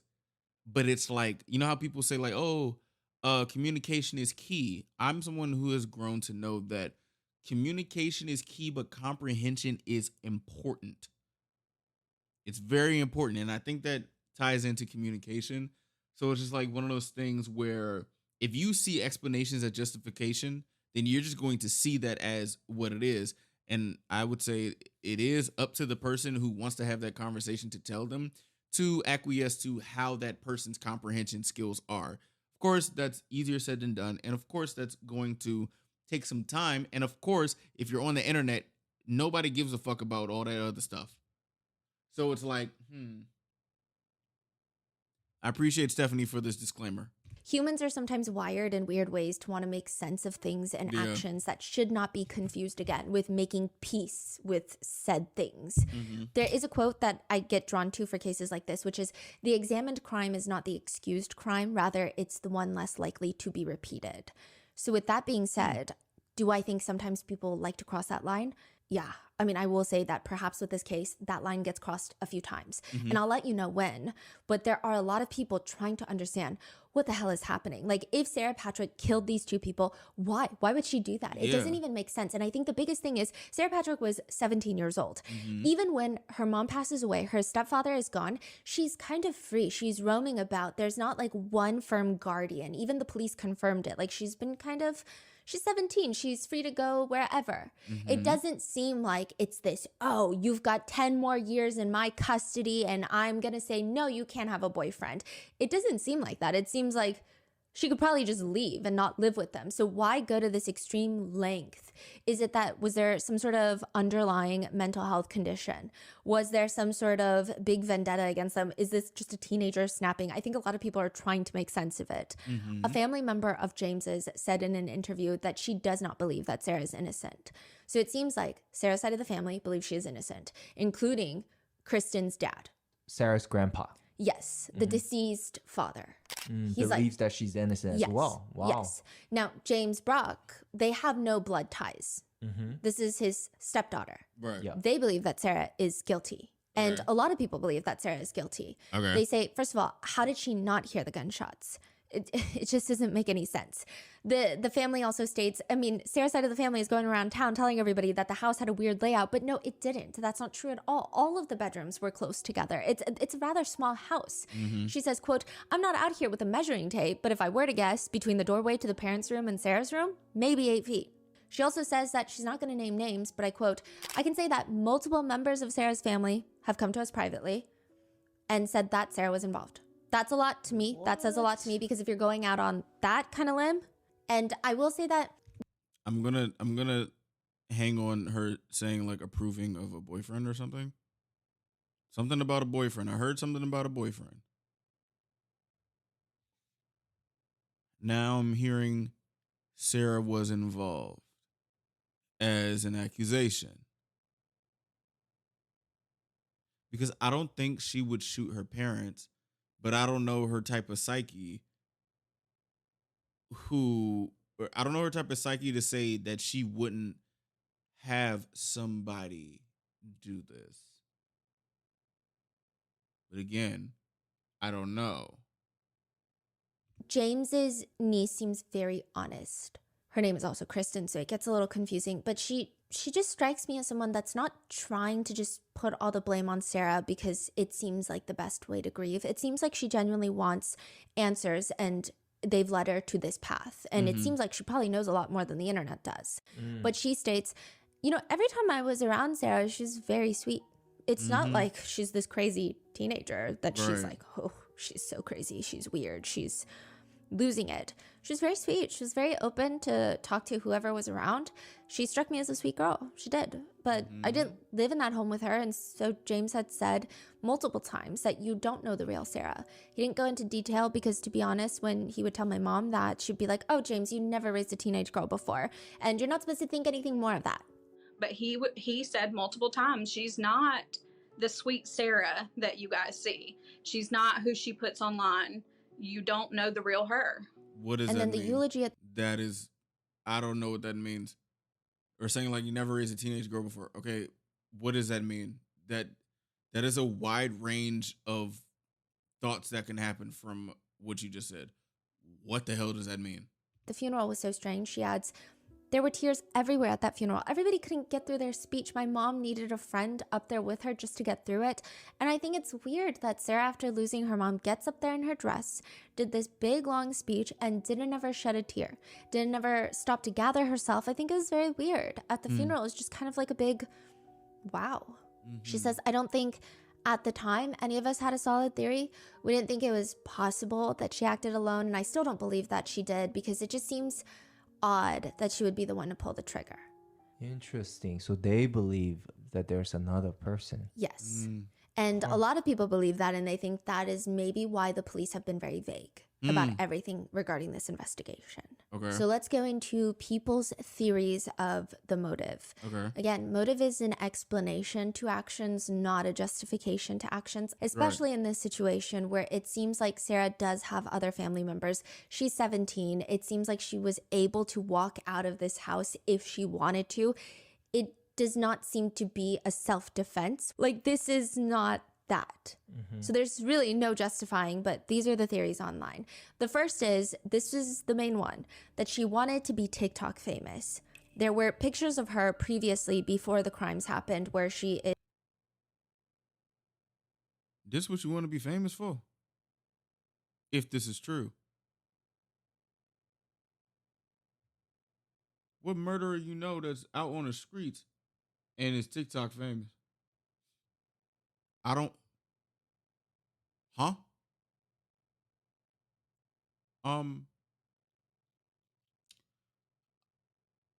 lip syncing to songs, and there is like an Oxygen true crime documentary playing in the back. People have taken this to say that she was someone that was obsessed with true crime and she wanted to become the grieving daughter and to gain attention, sympathy, love, and adoration through the internet through that way. She was using her dad's phone because her phone was confiscated. She was promoting her TikTok page on her dad's Facebook. She was posting on her dad's Facebook. And it's very interesting because I will say that James Brock's side of the family, when they were posting, it was very much like, spread the word, $5,000 reward, spread the word, spread the word. Sarah would say, yes, we need to talk about it. But a lot of it were trending audios, TikTok sounds, crying, just a little bit more of that side versus like, can we please talk about it? Can we please raise awareness? Can we? But this doesn't look like somebody who wants to be TikTok famous though. Like, yo, like, I don't know, man. It doesn't seem like somebody who wants to be famous. Like, to me, it seems like someone who's trying, well, I don't know, bro. I don't know. Because at the end of the day, like, there are people who, like, like watching people who are up and coming creators and stuff and seeing them in like the stages of doing that. It's like, I mean, yeah, you're trying to do a trend and stuff like that, and then maybe you'll blow up one day, but TikTok is so volatile in the algorithm. It's like you have to tap into a certain type of thing. And a lot of people on TikTok get sucked into a certain type of niche. And it's like, you're just in that niche. Being the grieving daughter doesn't seem like a quote unquote lucrative niche to pick. And I'm just trying to think, bro. Like, I don't know. And I'm someone who got to where I am doing the most unorthodox stuff. I'm gonna be honest with you. But like, shout out to you guys. But like, this doesn't seem like someone who wants to be TikTok famous, unless this is like trying to play the role. But like, again, I don't know. Like, these new age people are different. You know what I'm saying? Like, people on TikTok are different. But it's like, I don't know. Like, what do y'all think? Like, this doesn't sound like someone, like, more or less, if we're going to take like a worst case scenario, more or less, this seems like a 17-year-old girl who is like, likes attention. Like, who doesn't like attention? Like, what the fuck? Like, everybody, there ain't nothing wrong with liking attention. Okay. 17-year-old girl, she has a TikTok. Like, that's normal if she does. Like, I'm not faulting her in doing that if that's what's going on and if she's innocent. Like, that's some normal shit. People love attention. I hate when people say, oh, you love attention, da-da-da-da. You're on social media. You fucking love attention. You be going on trends and stuff. You want some attention, okay? Or unless you just having fun doing it. But whatever she's doing, this ain't fun. This ain't fun. Maybe she's just, like, grieving. But, like, finding out she wants to be TikTok famous and doing this, like, as a possibility, it's like, huh? This is the way you're going about it in 2025? It's like, what? Really? Like, that's just literally what I'm like, what? Really? Huh? Like, that's just how I'm feeling with it. I don't know. Please talk about this case. So a lot of people have felt that is part of maybe her motive of trying to become TikTok famous. The fact that she's reaching out to TikTok content creators to ask them to cover her case is also another supplemental piece of evidence that people have for believing this motive. As you can see, she reached out to me back in May. She messaged me back on June 3rd and just said, search up Brock case. She would also post things like, we need lots of shares because this case can't be forgotten about. But at the same time, I don't want to make too much noise on social media because I don't want to scare this person off. People thought that was just kind of a weird phrase. And so that's a big chunk of people. They think that she did this because she wanted to get TikTok famous. And maybe she just did not like her parents. Because I don't think you could do that just to get TikTok. I don't know. Yeah. One that is, bro, if you do that to get TikTok famous, you're a fucking idiot. Like, I'm not gonna lie to you. That is stupid as shit. That is stupid as fuck, bro. Like, in comments, I don't know, it's twisted, but I don't get the vibe that she was getting such satisfaction out of fooling people. I think she took comfort in getting all the emotional support that she might have lacked, maybe from everywhere else. Probably. Like, it sounds like somebody who's grieving and wants that type of, like, comfort, and maybe her comfort is in TikTok comments. Like, I don't know. Like, people be on social media doing shit for attention, doing shit for comfort because they just feel like that shit makes them feel good for some reason. I don't know. And if it sounds like I'm advocating for her, I mean, I don't know. I don't know what the fuck. Like, I don't know. Like, I genuinely don't know. I would like to see this mountain of evidence. I ain't gonna lie. Of course, she had to play it off online, but I mean, she did sure go out of her way to get attention, which is really fucked up. So I think even as people are commenting, they're kind of confused. They're like, at the same time, she didn't need to post so many trending audios nonstop to try and get views. Yeah. But at the same time, I don't know if that's the motive. Like, that's what netizens are saying. Other netizens are saying, do you think that her posting on TikTok was her trying to confess to the crime? And this goes into the psychology where a lot of people say that killers sometimes want to get caught.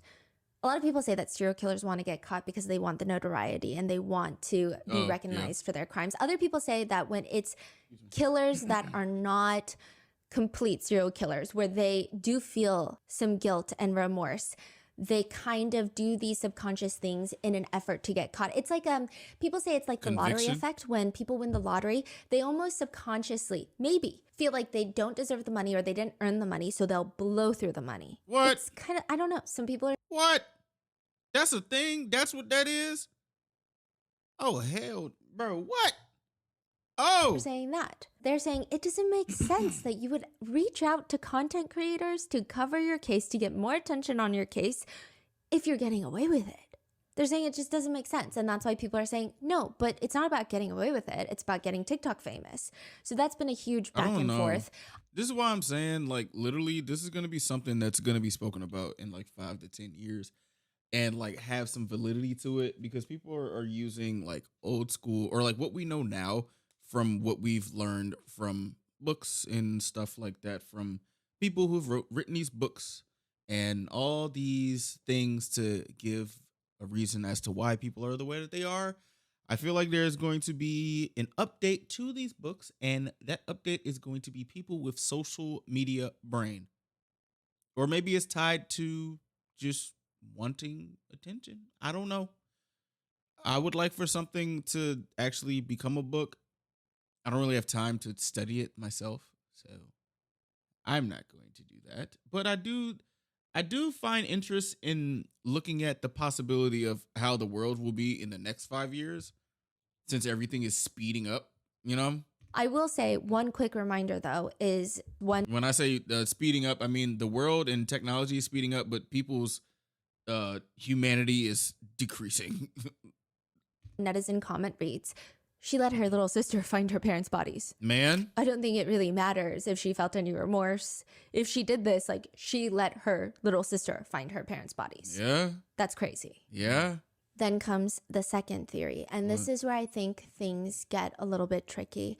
There are a lot of people that have resorted to, I would say a good chunk of people are internet sleuthing. They're going online, they're digging into old Facebook posts, they're going on to Instagram accounts and just trying to put some puzzle pieces together for their own understanding of this crime. Okay. And then there are people who are straight up victim blaming. She and James Brock officially start dating in 2018, or at least on Facebook. And people are commenting, a new man, good for you. And she's responding, a keeper, finally. Okay. New to the public eye, but already in mine and the kids' hearts. Love after divorce is possible, heart emoji. So it seems like things are going well up until September 20th, 2022. So this is 2 years and 3 months before the crime. Okay. Kristen posts on Facebook a very cryptic message. And it's to the point, but somehow cryptic. And it has underlying messages. And it just reads, yeah, this hurts me, but it's going to hurt her more. And she's talking about their 5-year-old daughter. Again, let's call her Bella.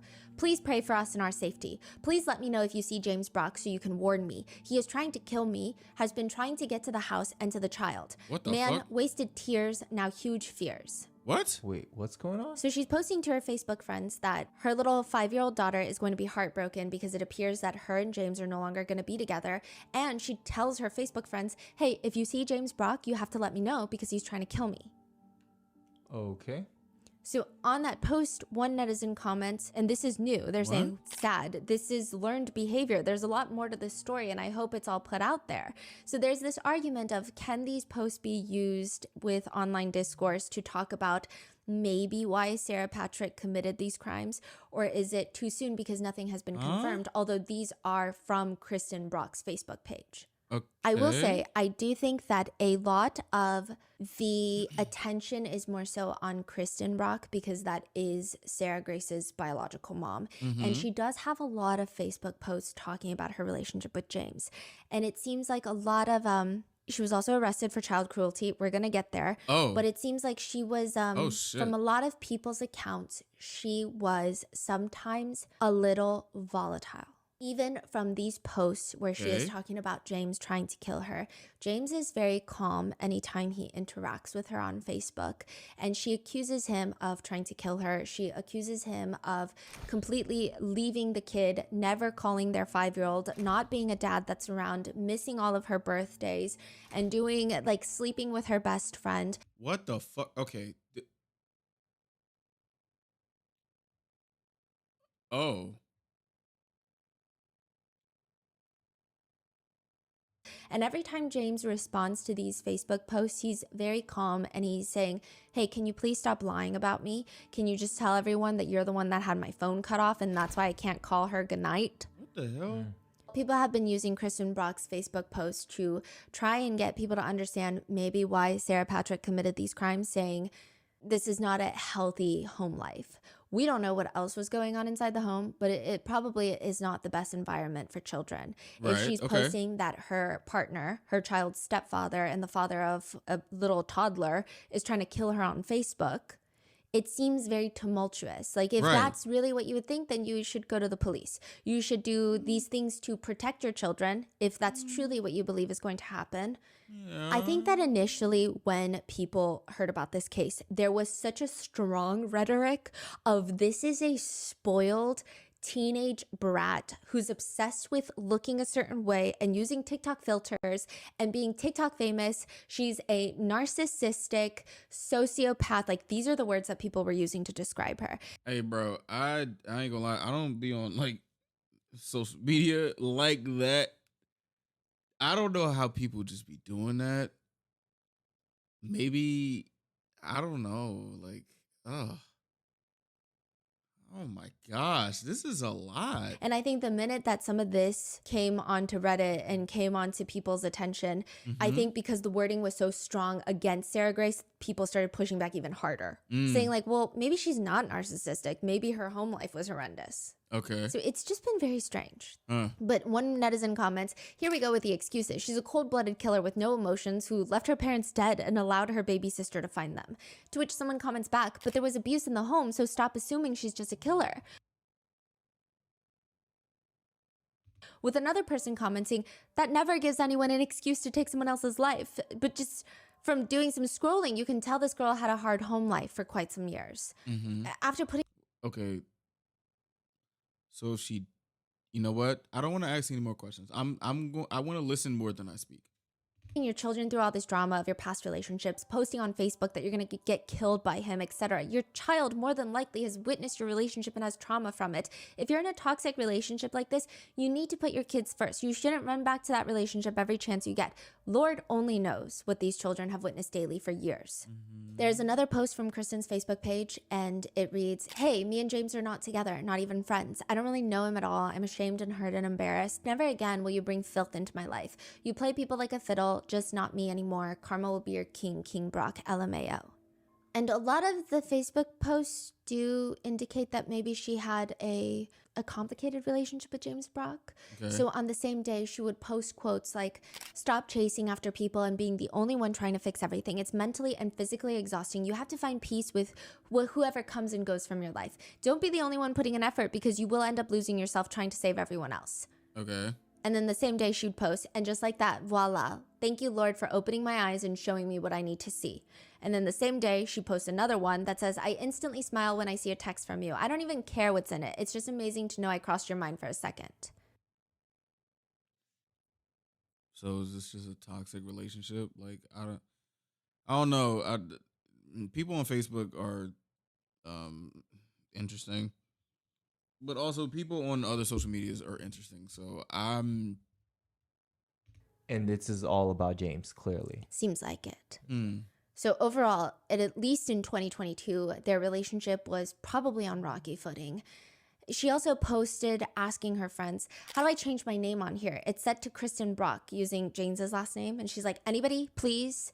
To which a stranger is commenting, like, you need to make a new account. And she's responding to the stranger, I hate him now. I'm sorry. He has hurt us for the last time. I know he don't give two craps.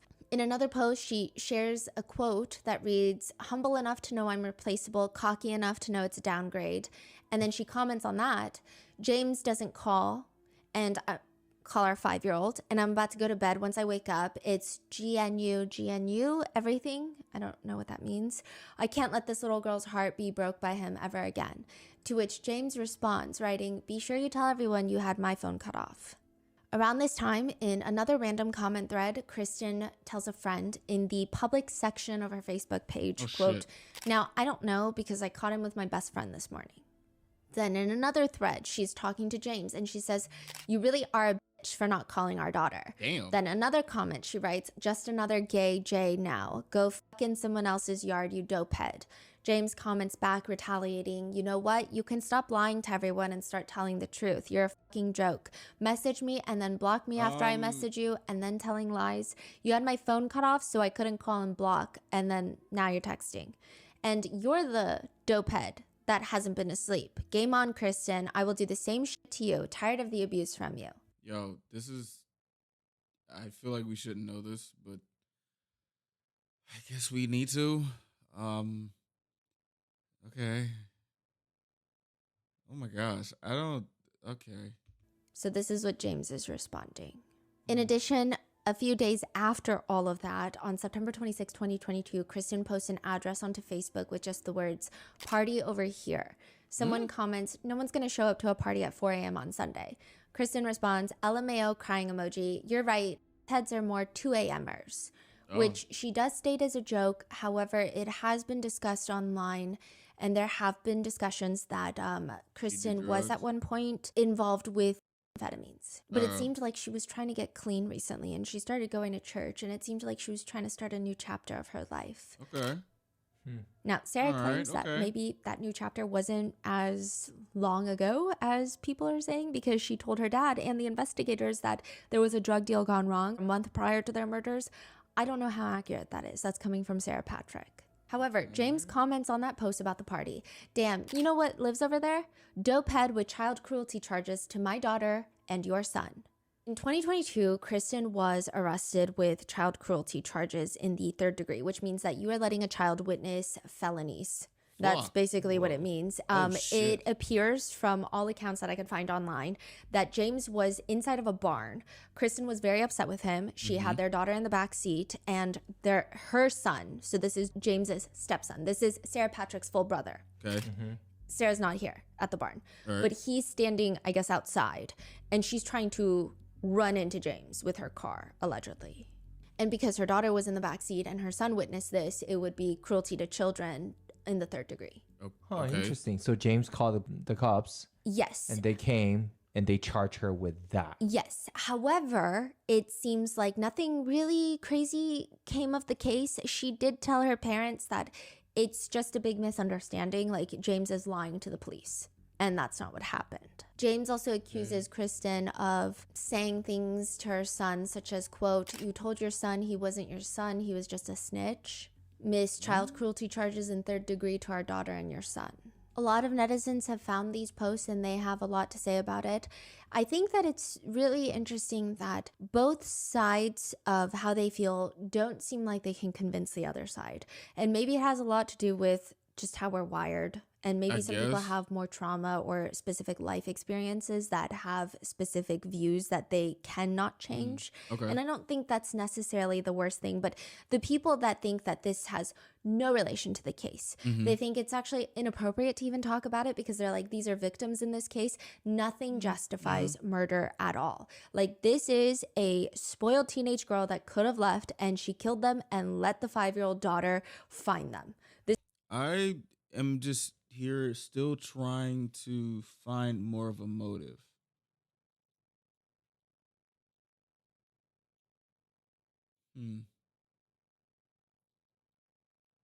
Like even with this, like I feel like I'm inside of a, obviously it's not a teenage drama, but it's just like this is relationship stuff being said over Facebook. Like, but what does this have to do with why Sarah killed? Well, what does this have to do as to why Sarah was arrested for killing them?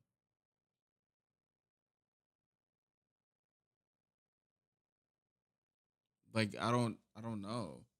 There's no excuse, and the fact that people even think that this is an explanation of anything is What bad. you mean? What? And then you have the other side of people that are saying, this is it? That's it? That's it. I thought there was like more stuff, like somebody did something to Sarah. Like, I don't, what? I'm okay. Okay. it's actually not bad when you think about children and the way that trauma develops in their brain. If there is evidence of any sort of trauma or any sort of abuse in the house, that could be a good way to understand why she did what she allegedly did and is accused of doing by the police. It seems like they cannot convince the other party to think the way that they think. A lot of people are actually finding these posts and tagging the Carleton Police Department in it. Oh, damn. Interesting. And one netizen comments, no child can grow up normal in that kind of environment. Agreed. And even if the parents changed and found Jesus, she lived more of her life around that lifestyle than not. Yeah. And they're saying to not talk about it is also weird. To not talk about it is acting like it doesn't exist. Then what? We just act like it doesn't exist and then more things happen like this. So they're saying, again, it's not justification. It's not proof of anything. I mean, I understand, like, not talking about it may seem this way, but it's like, if this always happens, and we know that this always happens, my question is, what's going to happen if we talk about this?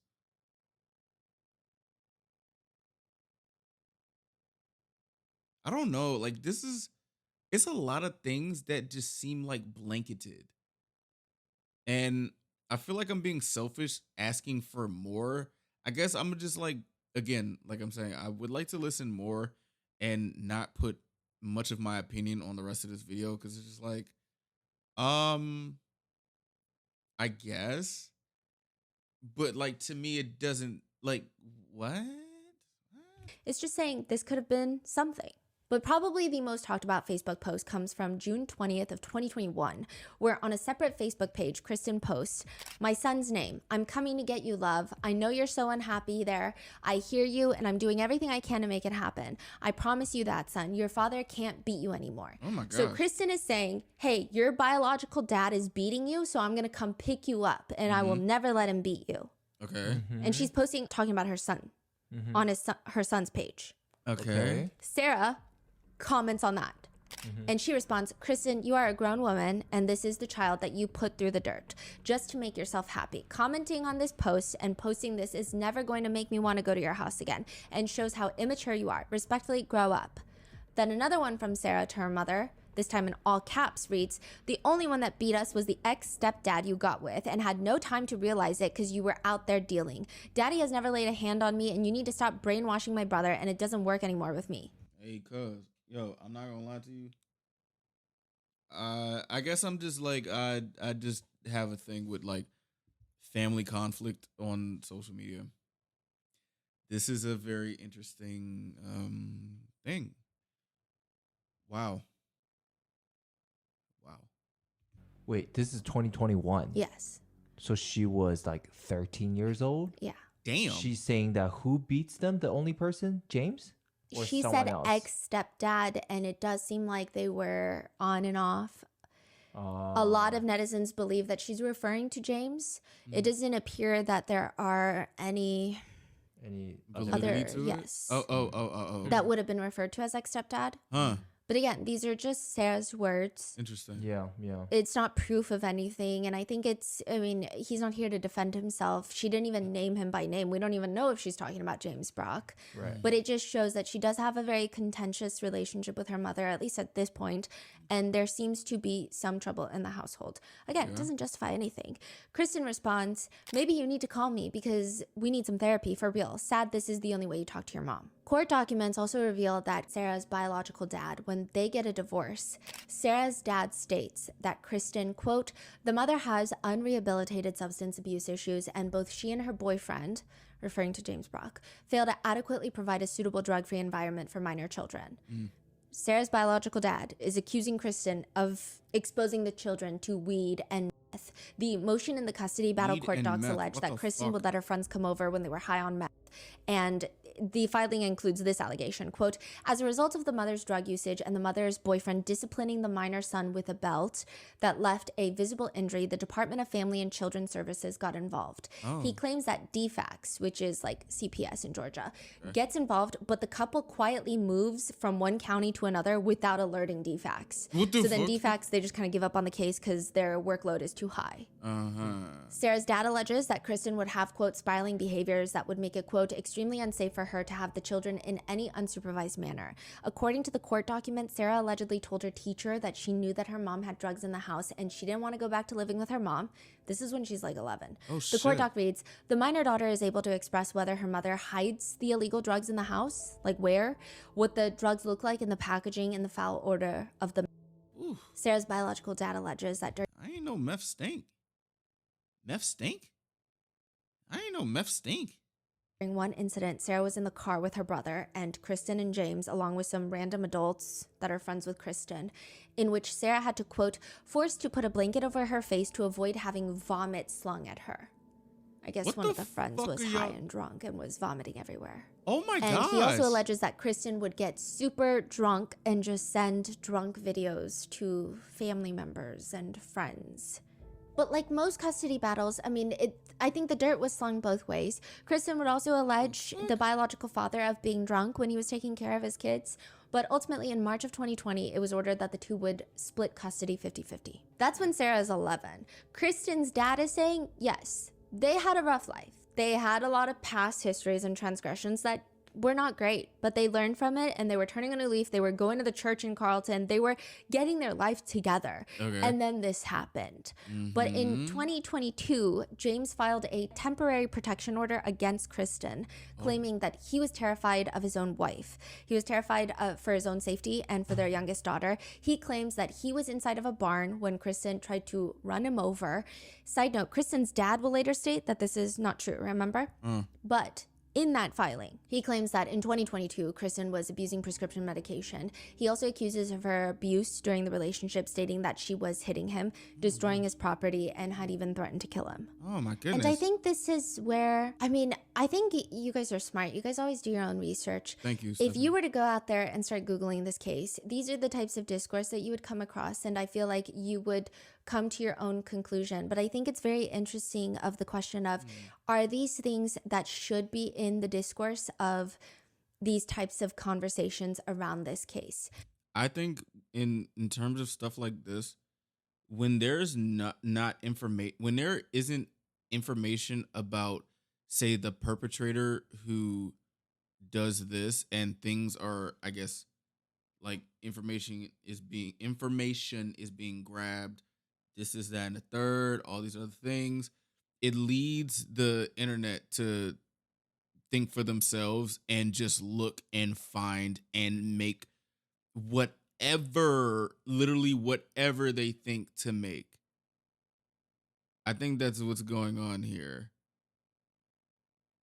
Because again, I still don't know the motive of if Sarah actually did it. Like, what is the motive? Honestly, which is kind of like, I'm kind of leaning towards the drug deal gone wrong, because that's what it's sounding like.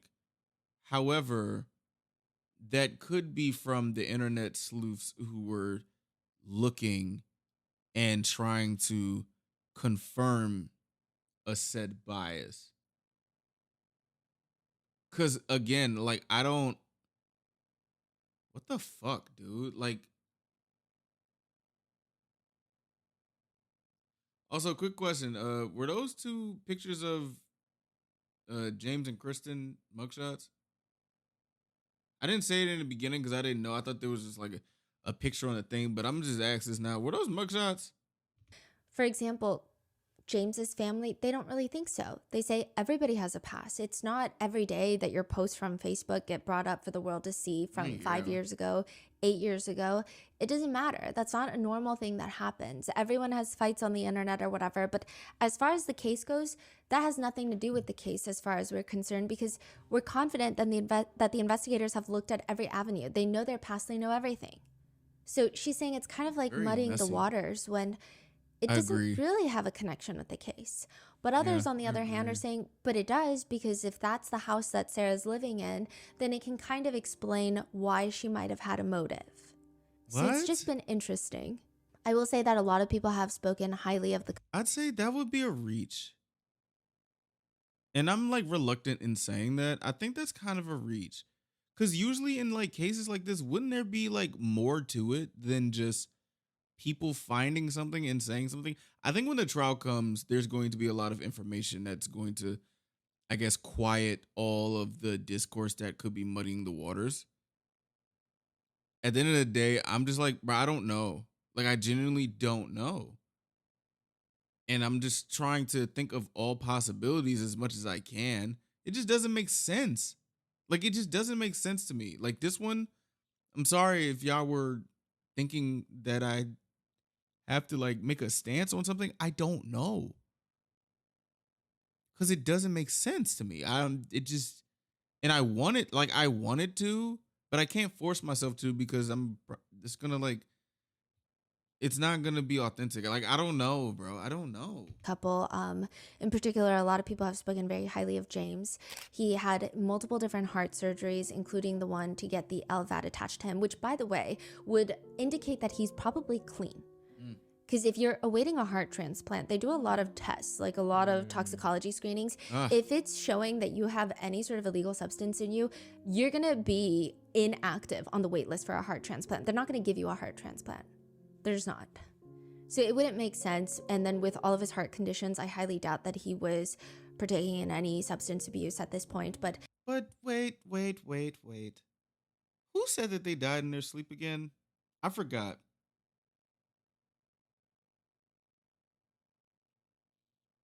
I'm just so confuzzled, bro.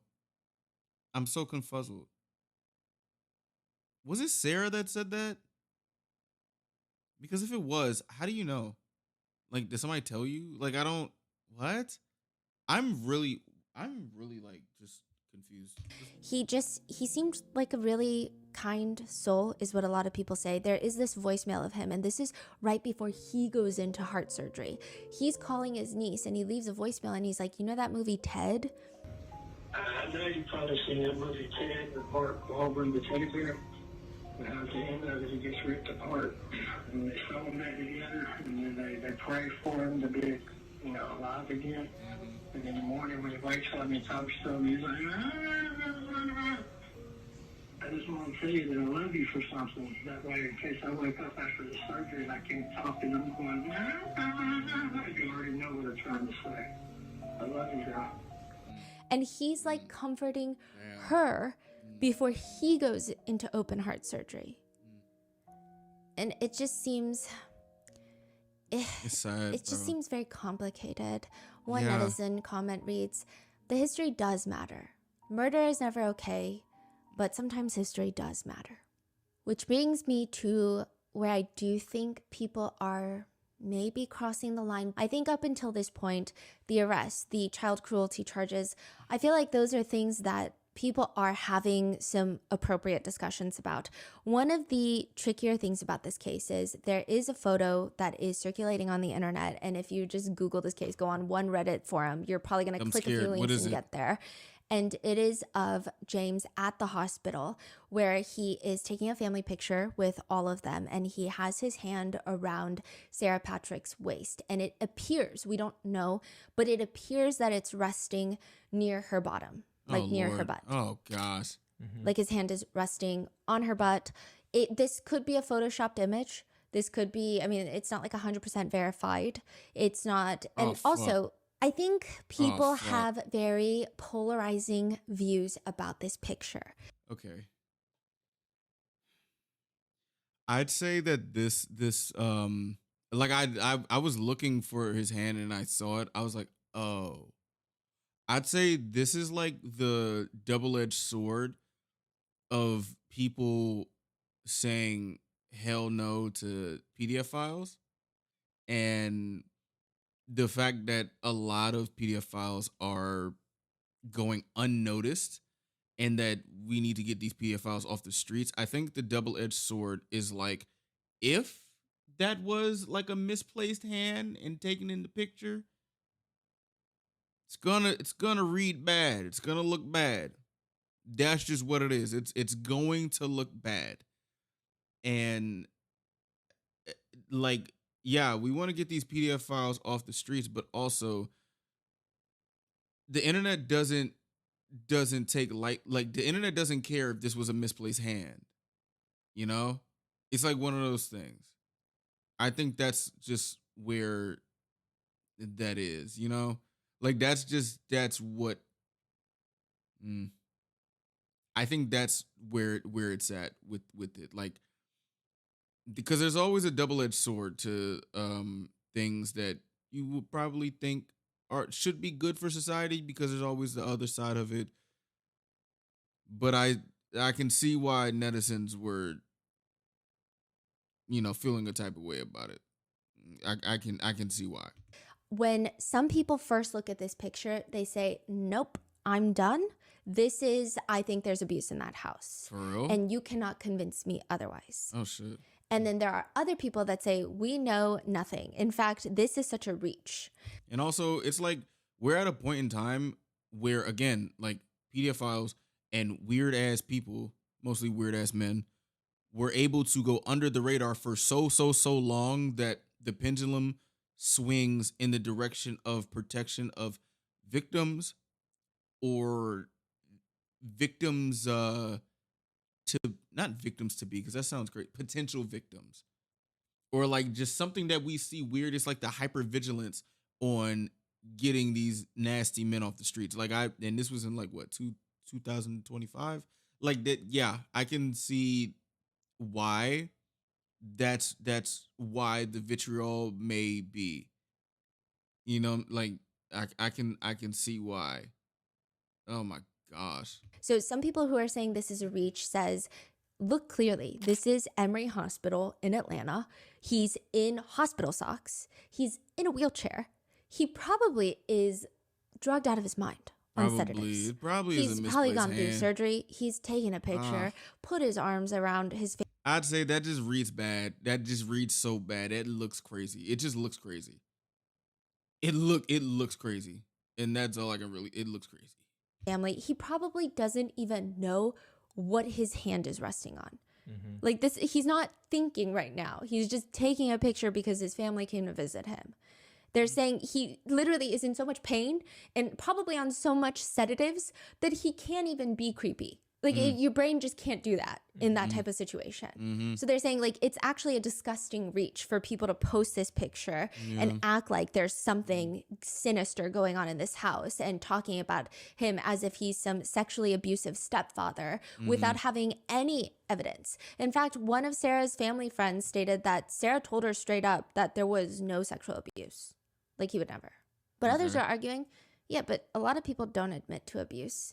Some people are just saying, hey, if he can't lift his arm more than where her butt is, don't put your arm around them at all. Some people are saying, well, it looks like his hand is hovering. Some people are arguing, well, it doesn't really matter. It's just weird. This is a teenage girl and you're the stepfather. Yeah, it's weird. It's just weird. It's weird. And also you're a man. So it's just like, that's just what, like, you literally have to, bro, you have to be careful of what you do. And if he's like literally like sedated and everything,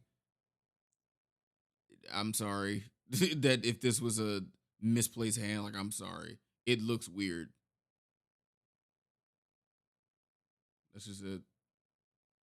Like, I kind of want to get off this picture. I'm not gonna lie. Some people are saying it's very different per house. Like a lot of people have different barriers and boundaries for personal space. Like, I think some families are a lot more expressive with their physical affection for each other, like kissing each other on the cheek.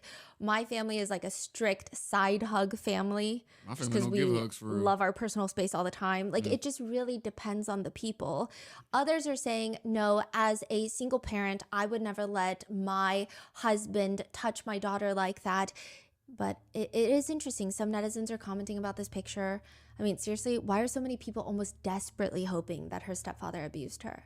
Others are commenting, the fact that so many people are trying to make this seem like an innocent mistake of brushing it off because he just had surgery or etc. is absolutely crazy. He had his hand on that child's ass and there's no excuse for that. Others argue this is a disgusting reach. And then people are commenting back, yeah, because he's reaching for her butt. Bro, I think we should all just say it's just weird. But again, he's a man and it's on the internet. That's where we're at. That's why I'm saying, like, if he is, if he's actually like dead ass sedated, like that's crazy. But again, like some things happen on the internet where a dude is like actually like not knowing what's going on. It still reads bad and it's weird. Like it just reads weird. And I don't know. Did they talk about it later? I don't know. Like, I'd say the vagueness of this whole case is just everything is gonna be said. And honestly, for me, I don't have no tolerance for shit like that. So like, I don't have tolerance for no PDF stuff. Like I ain't gonna lie to you. So, and it's just like you should have, and like it's literally like you should have just had your hand up more, or not put your hand around her butt, or put your hand around her at all. If you were sedated, I'm sorry that happened. I don't know what else to say. Like, it just looks weird. It reads bad and it looks weird. And it just feels like, again, this is not a situation where either side is going to convince another person to see it their way. It's just been a lot of people's personal stories and experiences injected into this case. Yeah. Do we know trial dates, anything? I think she has a bond hearing later this month. It got denied. To see if she's going to get out on bail. James's niece has spoken for the Brock family against these internet speculations. And she says, well, not about this one specifically, but just in general of all of them. And she says, I think that people need to be really cautious about what they say because they don't know. Digging up stuff from, some of this stuff, I'm not even sure where people get it from. I'm like, I knew them. I talk to them all the time. I'm friends with them on social media. Where in the world did you even get this? But they have children. They have children that are watching, grown children. James has grandchildren. This is the stuff that they're going to see. And it may turn out that none of that's true. So why put that out there forever? So the other stuff really is not necessary until we know more. And I'm confident that there's a lot more to know, which one netizen agrees, saying, oh, good Lord, the victim farming in this discussion. Fun fact, your own stories, however tragic, if even true, are not necessarily Sarah's story. Projecting will not help solve this crime. You know, Sarah Grace might truly just be a straight up sociopath. Plenty of girls and women are. This girl murdered her parents for internet fame and attention, and it's painfully obvious. That is crazy. Others say the picture's weird. But Yes, she it's let her weird. little sister find her parents. She's evil and wanted attention. I don't know why you guys are always sympathizing with the insane.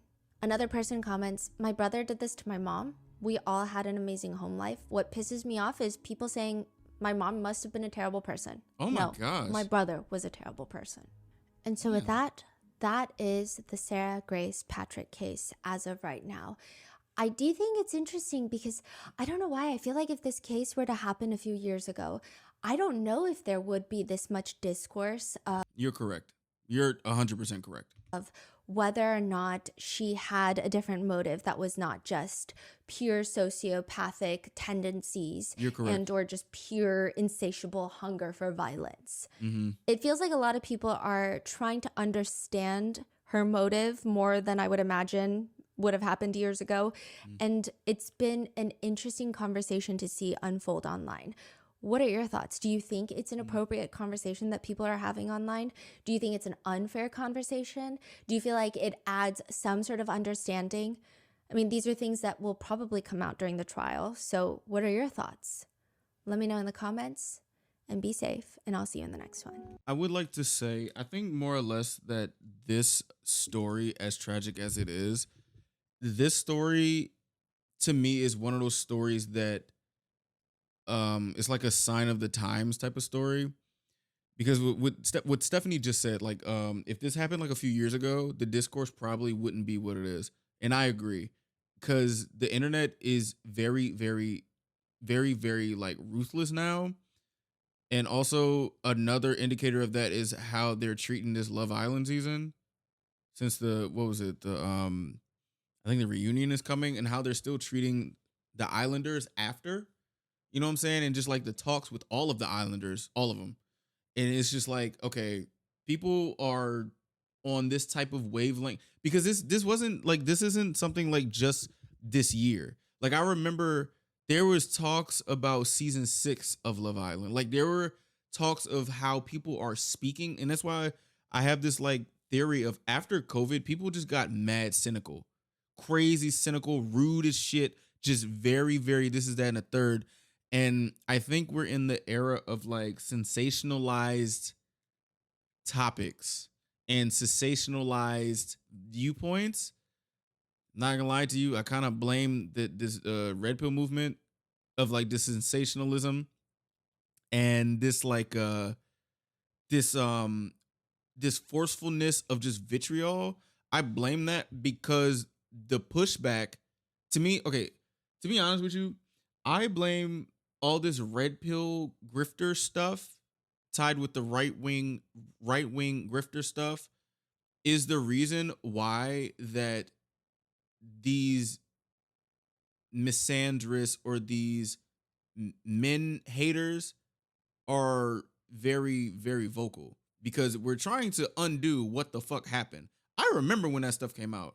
So it's like, I remember, like, not when it came out, when it like became what it is. Like, we're watching the after effects of we're watching the after effects of literal like online misogyny just being pushed out right there. So, and I'm saying this because the fact that people are just on James's head top about this picture, and I'm saying it's weird. And as a dude, you should literally know where your hand placement is, because it's gonna look weird, and the world doesn't give a fuck if you literally are like, oh, I didn't know I was sedated. They didn't. That's just how the world is. You know what I'm saying? That's why I'm saying, like, I feel like this story is, as when a trial comes, I feel like more information will come out, and we'll get to know as much of the truth as we can. But when we don't know what's really going on, that literally leaves the internet to just make up whatever, and they may be right, but they may be wrong. And like, it's just one of those things where we're literally watching a social experiment, and that sounds bad. Rest in peace to those two. You know what I'm saying? It sounds bad. It sounds really bad, but at the end of the day, like, we need to literally just, I think people should be more aware of what's going on with how people are talking, because people are meaner than ever. And this was in 2025. Now it's 2026, and people are getting meaner. Like, people are literally getting meaner. And it's like, okay,